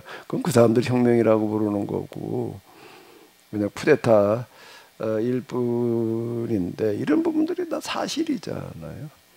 사실이에요. 또 하나의 사실은 뭔가라고 하게 되면 박정희 정권 때 우리나라 경제가 지금처럼 도약할 수 있는 기틀을 만들어 놨다는 것도 사실이라, 그것도 인정을 해야 돼. 그 인정을 안 하고 뭐 박정희가 아니었으면 더 잘했을 거야 이래 놔버리게 되면은 이제 반대하는 입장에서 박정희가 뭐 해가지고서 그냥 도망쳐놨어 이제 이런 식으로 나가지고 이제 이렇게 폄하할 수가 있는데, 역사에서는 가정은 없다 이렇게 얘기를 해요. 가정은 없다는 얘기는 뭐 만약에 박정희가 아니어도 더 잘했을 거야 하는 식으로다가 그걸 폄하하러 들게 되면은 그 역사 해석이라고 하는 것 자체가 성립이 안 된다는 거예요. 역사 해석이라는 건 과거의 사건을 가지고 해석을 하는 거거든요. 가정을 가지고 해석을 해버리러 들게 되면은 이게 이제 역사 해석이 온전하게 갈 수가 없다. 그게 만약이라고 하는 거, 가정이라는 건 역사에 없다. 이 얘기는 바로 그거라고. 이승만이 아니었으면 뭐 더 잘했을까요? 그리고 이승만을 다 길이 닦아대기만 하게 이승만 때문에 뭐가 망친 거야. 이제 이렇게 얘기를 하러 들게 되면 그 역사 해석이 아닌 거예요. 역사 해석은 뭔가 과거에 있었던 사건을 해석을 하는 거거든요. 그 사건, 과거에 있었던 사건, 꼭 먼저 그 혁명으로 저 쿠데타로 정권 잡은 것도 사실이고 다 사실이에요. 또 박정희 대통령 때 경제적인 기틀이 만들어진 것도 사실이고, 그 와중에서 이제 노동자들에게 제대로 대우해주지 못한 것, 전태일 사건이 이제 그걸 대변을 하잖아요. 평화시장 그 봉제공들의 그 열악한 환경을 이제 노동법대로 적용하자라고 해가지고도 이제 분사했던 어떤 그런 이제 그 이야기가 이제 대별을 하는 것처럼 노동자들이 나쁜 말로 해도 착취당했던 그런 부분도 있어요. 그리고 또 인권이 유린당한 부분도 있고, 그리고 이제 독재로 치달아갔다. 그 쿠데타니까 뭐 이제 그게 독재로 또 이제 갔던 어떤 이런 부분들도 사실이고요. 그런데 하나 뭔가라고 어쨌든 박정희 정권 때에 경제가 우리는 그래도 기틀이 다져졌잖아요. 그건 사실이에요. 또 그 인정을 해야지. 박정희가 안 했으면 더 잘했을 거야 말이야. 뭐 경제 뭐라 그러지, 인권만 유리해 먹었어라는 식으로다가 막 그것만 갖다 뒤따 얘기를 해버리게 되면은 그것도 한쪽을 너무 무시하는 어떤 한쪽만 자꾸 부각을 시키려고. 지금 좌우 대립을 보게 되면 자기들에게 유리한 것만 가지고 다 얘기를 해놓고 있는 거 같아요. 근데 우리는 그렇게 할 수는 없잖아요. 사실대로 봐나가려고 그래야 되지 않나? 그러면서 우리는 뭐가 중요하다고 봐야 되는 거라고요? 그게 키노시스 이념이, 키노시스가 추구하는 방향은 국익과 다르지 않아요. 국익 우선과 다르지 않다고요. 왜 모든 사람이 다 잘 살게 하자는 건데 그게 국익이지. 그보다 더한 국익이 있나? 네? 그러니까 그렇게 접근을 해보자 라고 하는 거죠. 너무 그냥 한쪽으로만 치우쳐가지고서 옹호하려고만 한다든지 공격하려고만 하게 되면은 이놈의 평행의 선을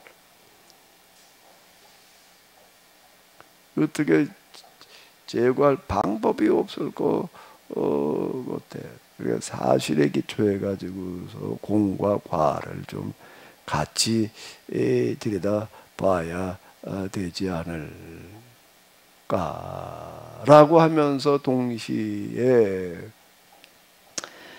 정치를 잡았던 정치인들 위주로다가만 볼 게 아니라 국민을 좀 염두에 두어 봐야지 될 것 같아요.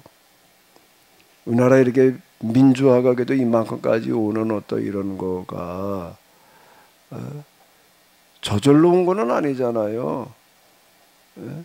저질러 온 거는 아니라고요. 군사정권을 끝내는데 참 오래 걸렸어요. 3공하고 그 다음에 5공하고 뭐 노태우까지가 군사정부였으니까, 그리고 김영삼 정부가 들어서 가지고서 이제 비로소 이제 문민이라고 이제 이렇게 얘기를 하는데, 난 진짜 문민인지가 좀 의문시돼. 김영삼 정부가 문민 맞나? 야합이지. 사실 아닌가? 노태우 정부가 합당해가지고서 등장한 거 아니에요. 그게 무슨 문민이야 그게. 김영삼, 김대중이 대통령이 됐다는 것도 창피한 부분이 있어요. 군인 출신이 아니라도 문민이라고? 글쎄 뭐 그렇게 갖다 뜯다 붙이면 그런데. 아니 박종철, 그리고 박종철이라고 하는 게 뭔가 저 데모하다가 고문당해서 물고문 당하다가 죽었잖아요. 그게 기폭제가 돼가지고서, 그리고 또 뭐 또 누구 인권 유린 당한 여자 권인수 송고문 당하고 뭐 어쩌고 저쩌고 했다라고 하는 게 돼가지고 그냥 이 군사 정권에 대해서 어마어마한 반대 시위가 일어났잖아요. 그래가지고 6.29 선언이었나? 직선제로 가자라고 이제 얘기한 거가 6.2. 이제 왔다 갔다 하네. 6.29 맞지요? 문 목사님 맞아요? 그래가지고 이제 어쨌든 네, 맞습니다. 맞아요. 이 체육관에서 이제 통일주의 국민회의에서 대통령 뽑던 것들을 이제 국민 직선제로다가 이제 방향을 바꿔놨자고요. 그래 노태우 대통령이 이제 국민 직선에 이제 출마를 했는데 그 노태우 대통령이 됐어요. 노태우 대통령을 당선시킨 1등 공신이 뭔가 뭐 때문에 된 거죠? 아니 김대중도 출마를 하고 김영다도 출마를 해가지고 3파전으로 가는 거예요. 그 김종필은 물론 나왔고 아니 표를 갖다가 김명사, 김대중 나누는 이놈의 게 어떻게 되냐고 이게 누가 봐도 안 되는 놈을 갖다가 서로 아니 무슨 국익이라고 하는 건 뭐 문민 난 두 사람 다 문민 꺼내면 안 될 것 같아. 문민하고 그게 문민이야 그게. 뻔한 뭐거를 우리 그래 그 서로 갈라서 가지고서 서로 대통령하고 거기다가 나와 가지고 노태우 대통령이 당선된 거 아니에요. 이거 사실 아닌가? 예? 근데 무슨 다 문민정부라고 말이야. 문민정부가 무슨 문민정부야? 박정철을 비롯해 가지고서 그 많은 사람들의 그 노력을 갖다가 완전 그냥 갖다가 내팽개쳐 놓는 뭐 김영사, 김대중이지. 난 아무리 봐도 난 그런데 그 사람들이 나중에 또 대통령이 됐다는 게 정말 창피한 노릇이지. 관도수에 이제 그러고 나게 되면 최소한 양심이 있다면은 아이 난 이제 뭐 정치인으로서는 자격이 없다고 그러고 관도수에 될 노릇이지. 그 또 대통령 되겠다고 그거 또 노태우가 합당을 해가지고 나와가지고서 뭐 그러고 나가지고 나는 이제 문민정부다 그러니까 뭐 하나의 청사라고 뭐 하나의 청사나 문민정부인가 이게 도대체가 난 뭔 최소한의 기본적인 상식이 없는 얘기인 것 같아. 이제 김영사 대통령 하고 나니까 그 다음에 이제 김대중 나와가지고 또 대통령 되고 그리고 대통령 됐다고 그러고 뭐 이런데 도대체가 이 나라 정치인 수준은 이런 사람들밖에 없나 말이야. 참 안 찍을 수는 없고 그냥 뭐 찍긴 찍는데 이놈가 참 찍을 때도 참 고민이 많은 거야. 그래서 김영대 대통령 나도 찍었어요. 그래도 딴 거 가지고 찍지 않았어. 문민을 어디 갔다가 뭐 문민을 뜯어보다 난 아무리 봐도 난 문민이라고 보이지를 않더라고. 그래도 장노래니까 말이야. 그래도 뭐 좀 홀려나 뭐. 이게 내가 완전 잘못 찍었다. 이게 IMF 이 사람은 경제라는 걸 똑바로 발음도 못하는 사람인 것 같아. 경상도 뭐 경제? 우리 안동 출신 우주사는 경제 그래 봐요, 어디 발음. 근데 김영삼 대통령은 진짜 경상도 발음이 돼가지고서 경제라는 걸 발음을 못하더라고. 경제라고 그러던가 뭐 아무리 들어봐도 뭐 경제가 아니.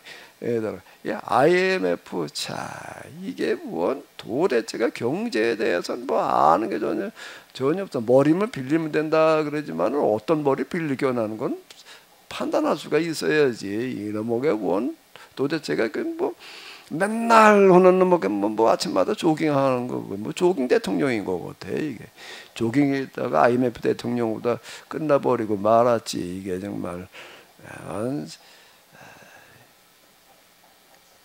어쨌든 우리가 사실로 보게 되면 좀 아쉬움이 많아요. 맨날 양김이래나 뭐 삼김이래나 뭐 그러게 했는데 우리는 정치 수준이 그 정도밖에 안 됐던 것 같아. 그런 사람들이 대통령을 그냥 그러고도 대통령을 당선되는 어떤 그런 수준이 우리의 수준이었으니까.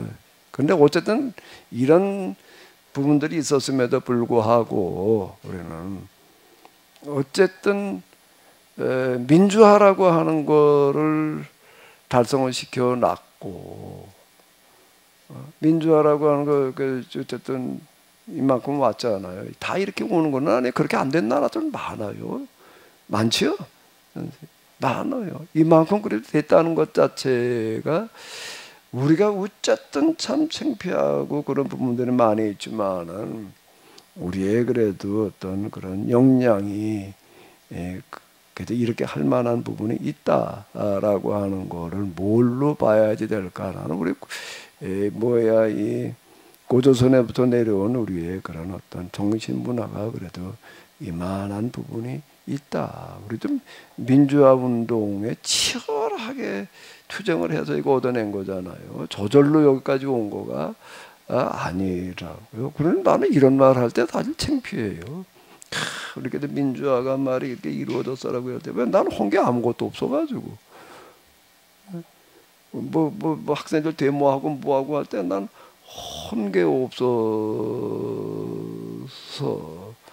뭐 감신 다닐 때 이제 데모할 때 뭐 그냥 몇 번 그냥 가서 서 있던 거 그게 다야. 군사정부 데모할 때 그거 뭐 그런 게 이제 다였고 그 이전에는 저도 감신에 들어가서 이렇게 보니까 이 데모하는 그런 것들에 대한 이해를 좀 바꿔야 되겠구나. 그 이전에는 그걸 몰랐어요. 왜 처음 교회 나간 게 70년대 이렇게 나가는데 뭐 데모하고 그런 거 보면 학생들이 말이야 뭐 어쩌고 저쩌고 그냥 군사정부에 대한 논리를 목사님 그대로 얘기를 하니까 나 그런 줄 알았어요. 그렇게 이해를 하고 있었다고. 거기다 저 보수 복음주의적인 그런 측면에서도 이런 거 그렇게 신경 쓰지도 않고 그러고 있다가 나중에 감신에 들어가가지고 이제 쭉 이제 이렇게 있다가 보니까는 이게 그렇게 봐야 될 노릇이 아니었구나. 그리고 나서 그 다음에 이제 그리고 군사정권 다 지나가지 뭐 문민정부 들어선 다음에는 뭐 반정부 뭐 어쩌고 저쩌고는 뭐 없어잖아요. 그리고 이제 나중에 이제 이게 기도하고 나서 내가 이제 이걸 다시 이렇게 합의를 얘기를 죄인 얘기를 써 내려가면서 이제 제 나름대로의 어떤 그런 그 관점이라는 걸 가지고서 얘기했는데 그 전에 사실 그런 거 자체가 없었다라고 하는 거고요. 그 지난 시간에 제가 얘기했지만은 나도 인본주의 신본주의 논리에 놀아놨었어요. 그러니까 이게 인본주의가 이게 이제 우리의 그게 문제야. 뭐 이런 식으로 생각을 했던 어떤 그런 부분들이 저에게 있었다고요. 그게 이제 지난 시간에 제가 얘기한 게 내 참회록과 같다 이렇게 내가 이제 얘기를 했었는데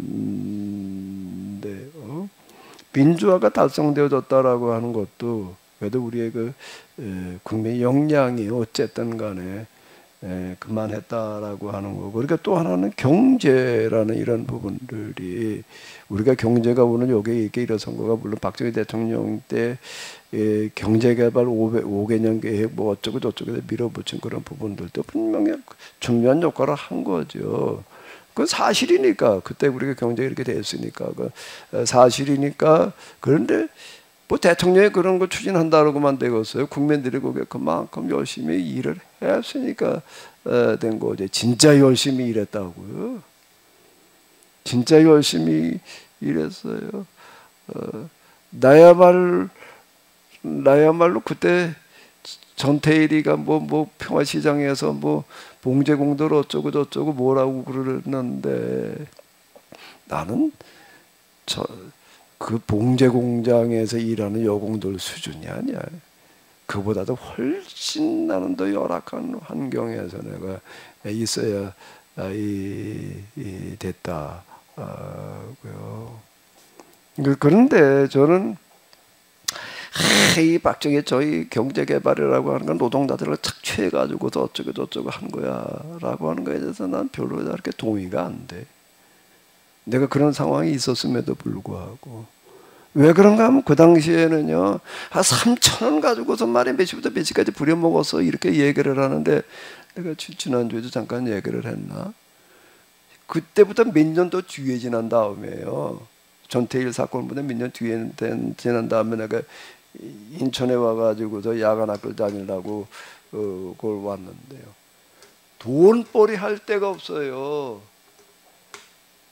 저 중학교나 초등학교나 중학교 졸업하고 와가지고서 일하러 가는 데는 어딘가 하면 이발소 아니면 목공소 아니면요 선반 공장이었어요. 선반 쇠 깎는 거 선반한다고 그래요. 주로 그런데요, 일자리가 있나 뭐. 그러면 그때 일하러 가면 얼마를 받았다고요? 없었어요. 가서 뭐만 밥만 먹었어요. 밥만 얻어 먹었어. 밥만. 밥도 3끼 얻어 먹는 게 아닌 거예요. 가면 점심만 저녁까지 먹고 오거나 늦게까지 일하면 밥만 얻어먹고 일하러 가? 그때는 뭐라고 얘기를 하는가 하면 입 하나 돈다 그러고 갔다고. 집에서 밥 먹을 방법이 없으니까 입 하나 돈다 그러고 가요. 거기다 조금만 1년 2년 지나면 그 다음에 차비 좀 줘. 그러고 이제 완전히 숙련이 되면 그 다음에 가가지고서 얼마 주는데 얼마가 정말 몇 푼 안 됐어요. 정말 몇 푼은 안 돼요. 여자들은 저 버스 차장, 아니 봉제 공장 뭐 그런 데 가는, 조금 있다가 이제 이 전자제품들이 들어서면서부터 이제 그런 데 가가지고서 뭐 이제 납땜하고 뭐 이제 이런 거 하는 대로 이렇게 가고 그러는데요. 남자들도 조수로 따라다니는 애들이 있었어요. 조수 버스에 가게 되면은요, 운전사가 있고 차장이 있고 조수가 있었다. 맨 뒷자리에 앉아가지고서 그냥 그 뭐 어디 가서 차 뭐 섰다 그러면 쇠막대 들고 가서 밖에 한 번씩 때려봐. 빵꾸가 났나 하도 빵꾸가 많이 나죠. 타이어가 아주 너덜너덜할 때까지 쓰다 보니까 그냥 수시로 타이어 저 빵꾸 확인하면서 다니고 그럴 때 그 밥만 얻어 먹고 댕겼어요. 가가지고 그 새끼 다 얻어 먹어. 거기다 자면서 밥 얻어 먹었으니까 월급 없었어요. 그러던 시절이에요 그때는요. 근데 착취해 먹었다 이렇게 몰아붙이는 것도 한 1분만 겨우 3천. 지금 그렇게 3천에 돈 아무것도 아닌 거지. 그때는 3천이면 엄청 큰 돈. 그리고 제가 몇 군데 다녔는데 보니까요, 뭐 이렇게 뻔쩍으로 보이지만 다 망해요. 회사들도 진짜 조금만 돼도 다 망하더라고요. 그거 가지고도 운영이 안 돼가지고서 그랬던 시절이었다라고 하는 것도 염두에 두어야지 이게 사실이지. 근데 노동법 규정에 전태일이가 얘기할 때 노동법 규정에 보게 되면 이렇게 하루 열 몇 시간씩이 아니라 뭐 이렇게 하게 돼 있는데 그걸 지켜달라 이거를 얘기를 한 거였죠. 근데 그 기준이 지켜지고 있는 데는 거의 없었어요. 거의 없었어요. 하루 열 몇 시간은 그냥 당연한 걸로 알고 일을 했지. 당연한 걸로 알고 일을 했지. 근데 그게 사실 우리나라 이 경제가 성장하는데 중요한 밑거름이 됐다고요. 우리가 저 중동 일하러 가가지고서도 그냥 뭐 밤에도 불 켜놓고 했다며. 땡볕에도 나가서 일을 하는 거예요. 거기 땡볕에다 노는데 일을 하는 거예요. 요즘은 폭염주의보 뭐 이래가지고 다 쉬어야 된다고 하는데 땡볕에도 일을 해. 그것도 못하는데 밤에 불 켜놓고 해. 그러니까 뭐 거기다 사람들 구경 왔단 말이에요. 저건 도대체 어떻게 저렇게 일을 하냐라고 할 때, 그렇게 일을 했으니까 여기까지 온 거지. 예? 야, 하루 뭐 몇십도 이게 8시간만 뭐 어쩌고 저쩌고 하게 되면은 여기까지 왔을까? 요즘 뭘 하나 이렇게 하려면 인건비 때문에 해볼 방법이 없어요, 사실.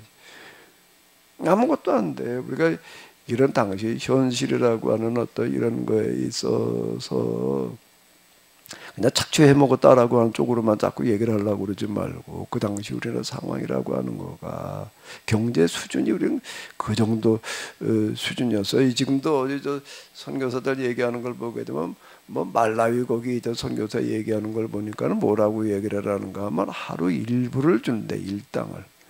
하루 일당을 일부를 주게 되면은 24시간 일하라고 24시간 일한다는 거예요. 거기는 무슨 뭐 시간이 어디 있고 뭐 그냥 뭐 죽어라 그러면 죽는 흉내라도 낼 정도로 일을 한단 말이야. 일부만. 왜? 일자리가 없으니까. 어디 가도 하루 일을 하고 일부를 받아. 근데 그게 뭐 아침 몇 시에 가가지고 몇 시에 그건 없고 그냥 뭐 새벽에 와 그러면 새벽에 밤중까지 오면 밤중까지 그냥 죽기 살기로 한단 말이야. 그건 아주 그러는 거예요. 왜? 상황이 그런 거예요. 그 당시 우리 상황, 우리 수준은 그 정도 수준밖에 안 됐던 거예요. 근데 이거를 갖다가 그냥 박정희 정권 경제성장 그냥 저 뭐 노동자들 갖다가 착취해 먹고 뭐 어쩌고 저쩌고 자꾸 이렇게만 얘기를 하려지 말고 우리 국민들이 진짜 그냥 허리도 졸라매고 열심히 일해서라고 이렇게 좀 얘기를 하면 좀 듣기가 좀 나을 것 같아. 그러니까 우리가 그러고 거기서 저 병신에 불과했던 거야. 이렇게 얘기를 하게 되면은 진짜 우리가 경제 주역이었지. 이렇게 좀 얘기하면 안 될까? 그렇게 열심히 그냥 몇 푼 안 받고 했지만 참 열심히 일해서 우리가 이렇게 됐어. 좀 그렇게 얘기를 하면 좋을 거고 나는. 나도 지금 그때 골병이 들어가지고 지금까지 나도 고생을 해. 지금까지. 그때 그렇게 다 살았으니까 그런 거지. 뭐 나를 특별히 나는 착취당해서 하니 이렇게 얘기할 필요가 있나? 예? 시간이 다 됐는데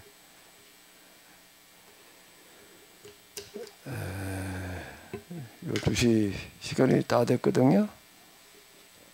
어쨌든 제 입장은 그렇습니다. 우리가 우리나라의 그 지나가는 과거 뭐 성경과 세계 역사도 그렇지만 우리나라 근현대사도 그런 뭐든지 사실대로 한번 우리가 들어가 보자.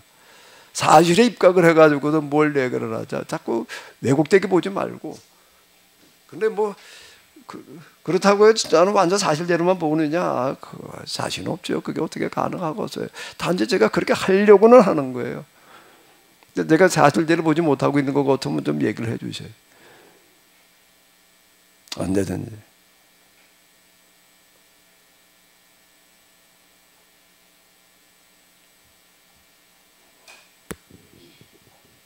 네, 목사님 말씀 전적으로 공감하는데 지금 이제 우리가 나갈 자세 그런 거에 대해서 너무 이제 모든 것이 긍정적으로만 받아들이고 노동자들의 그 착취했던 그런 부분도 뭐 건설 현장의 주역이었어 하고 스스로 그러면 자부심도 생기고 자긍심도 생기고 자기가 한 일에 대해서 뿌듯하게 여기는 그런 좋은 면도 정말 확실히 있는 것 같아요. 근데 너무 그런 쪽에만 매체에서 나라에서 그런 쪽으로 세뇌를 시키니까 너희가 아주 그렇게 열심히 일해서 이 정도 됐으니까 아주 자랑스러워해야 돼. 그런 쪽으로 이제 너무 들으면 아직까지도 개선돼야 될 점들이 너무 많은 이 시점에서 우리가 좀 더 바르게 더 잘 살고 누구나 정말 공평하고 그렇게 살기 위해서 노동자들이 현장에서 지금 죽어가는 그 비율이 OECD 중에서 아직도 우리나라가 세계 최고라고 하고 이런 여러 가지 부분에 있어서 좀 더 개선하기 위한 그런 몸부림들, 그런 운동들, 그런 인식들이 행동들이 있어야 되지 않겠냐. 그런 부분에서 저희들이 좀 더 생각을 해봐야 된다. 그런 뜻이지요. 그럼 뭐 그냥 무조건 뭐 반대하고 그러지는 않을 것 같아요.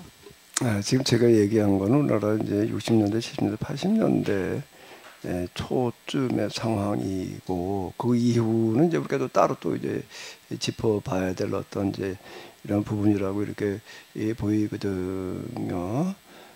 이제 어쨌든 제가 주목하고 있는 부분 중에 하나가 오늘 우리가 여기까지 이렇게 오는 데는 우리에게도 이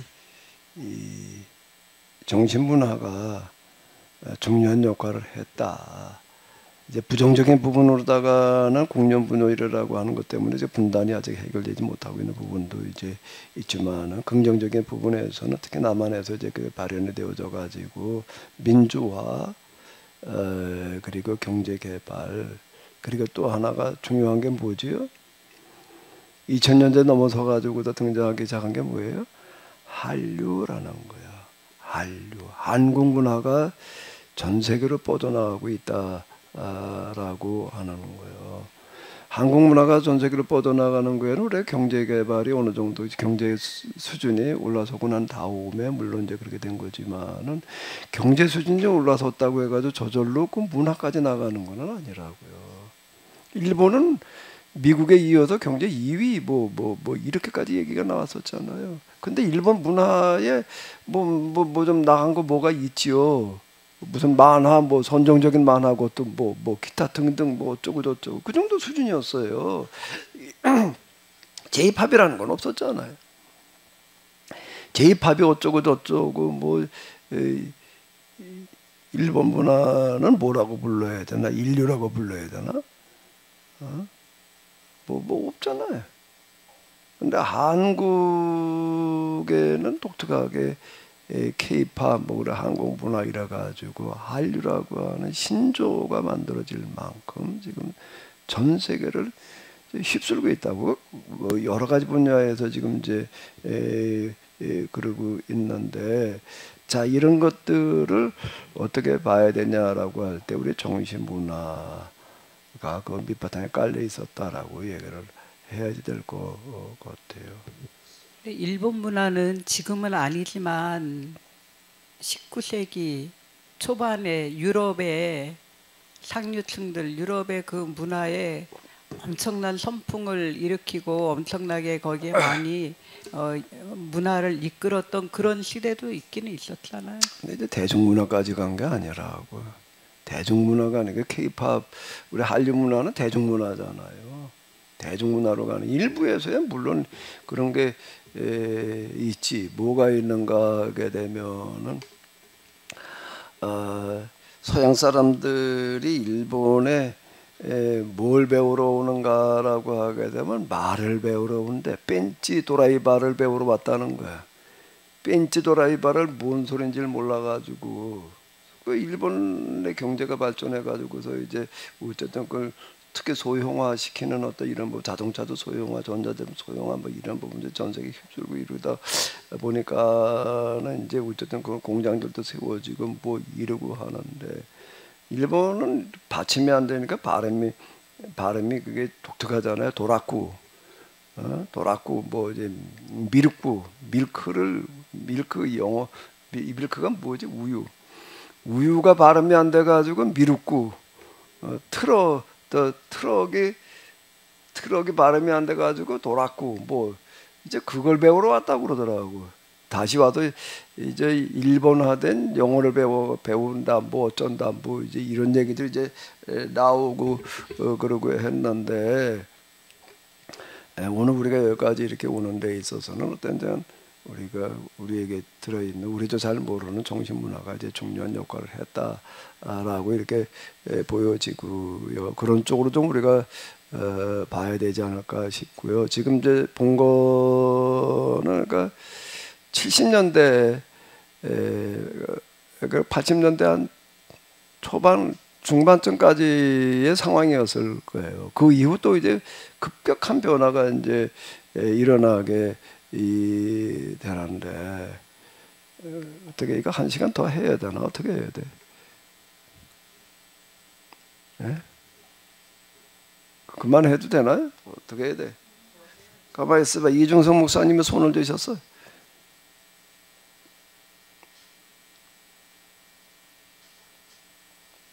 이중성 목사님 손 드신 것 같은데.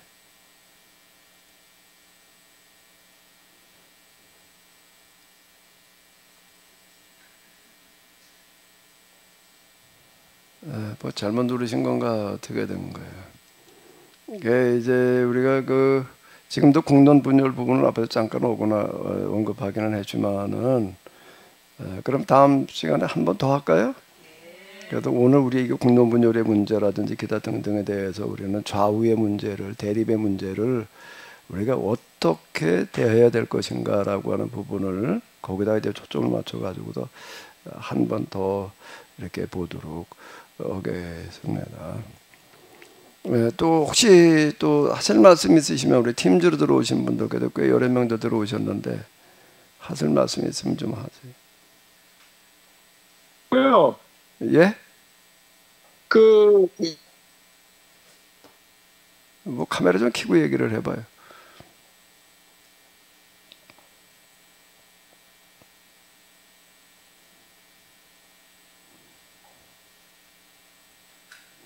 이제 얘기하세요.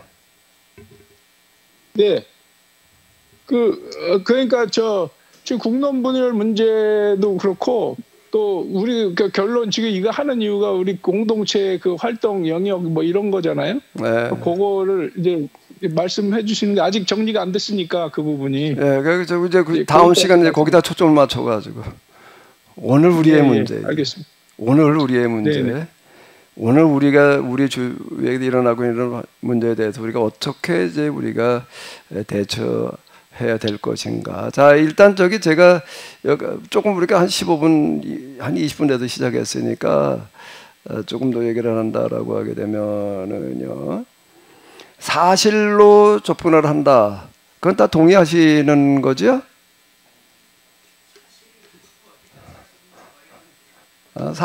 사실에 접근하려고 그러는 거예요. 이제 기본적인 시도가 그거거든요. 그리고 또 하나는 좀 다른 생각이 있으시면 얘기를 하세요. 우리가 정리하고 들어가야 되니까. 우리가 지난 날을 돌이켜 놓고 보게 되면은 이제 밀란 칙령 이후에 이 보수적인 신앙을 가지게 될 때에 그리고 이제 종교개혁 이후에는 이제 복음주의라는 이름이 이제 나왔다고요. 보수주의에서 그냥 복음주의 이렇게 넘어가게 되는데, 이렇게 넘어가게 될 때에는 그것도 이제 구속사에다 기초를 둬가지고서 접근을 할 때에는 사회 참여 또 세상을 좀 이렇게 변화시키려고 하는 데에 대해서 무관심하거나 소극적일 수밖에 없었다라고 하는 거예요. 그렇게 흘러온 거예요. 흘러온 거고, 이제 교회는 제국주의에 편승하는 거고, 동조하거나 편승하는 이런 식으로 온 거가 이제 문제였다라고 하는데, 이게 뭔가 하면 역사성이 결여됐다는 거예요. 역사성이라고 하는 그런 말은 뭔가라고 하게 되면 역사적인 평가가 긍정적인 쪽으로 나야 된다는 거예요.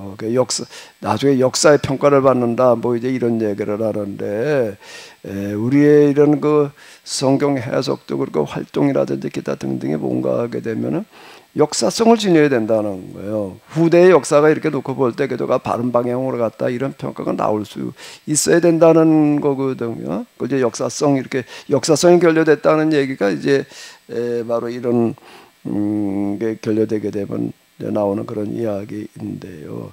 저는 이제 여기다가 좀 초점을 맞춰가지고 보는 거예요. 결국에 지나온 발자취가 어떤 발자취로 걸어왔는가, 어디까지 왔는가라고 하는 건데, 그 다음 주에는 한 번 더 마지막으로다가 이제 오늘의 문제, 오늘 우리 국론 분열이 현재 한복판에 우리는 서 있는데, 여기에 대해서 우리가 어떻게 대처해야 될 것인가라는 걸 가지고, 제가 얘기를 하지만은 제 얘기가 이게 뭐 다 정답은 아니니까, 이제 제가 이렇게 봐온 어떤 이런 것들에 대해서 여러분들의 의견을 좀 같이 이야기를 해주시면은 고맙겠습니다. 그럼 다음 시간에 한 번 더 그 부분을 다루도록 하겠습니다. 다 같이 주기도문 하시겠습니다. 하늘에 계신 우리 아버지, 이름이 거룩히 여김을 받으시오며 나라의 마옵시고 뜻이 하늘에서 이룬 것 같이 땅에서도 이루어지이다. 오늘날 우리에게 일용할 양식을 주옵시고 우리가 우리에게 죄 지은 자를 사하여 준 것 같이 우리의 죄를 사하여 주옵시고 우리를 시험에 들게 하지 마옵시고 다만 악에서 구하옵소서. 대개 나라와 권세와 영광이 아버지께 영원히 있사옵나이다. 아멘.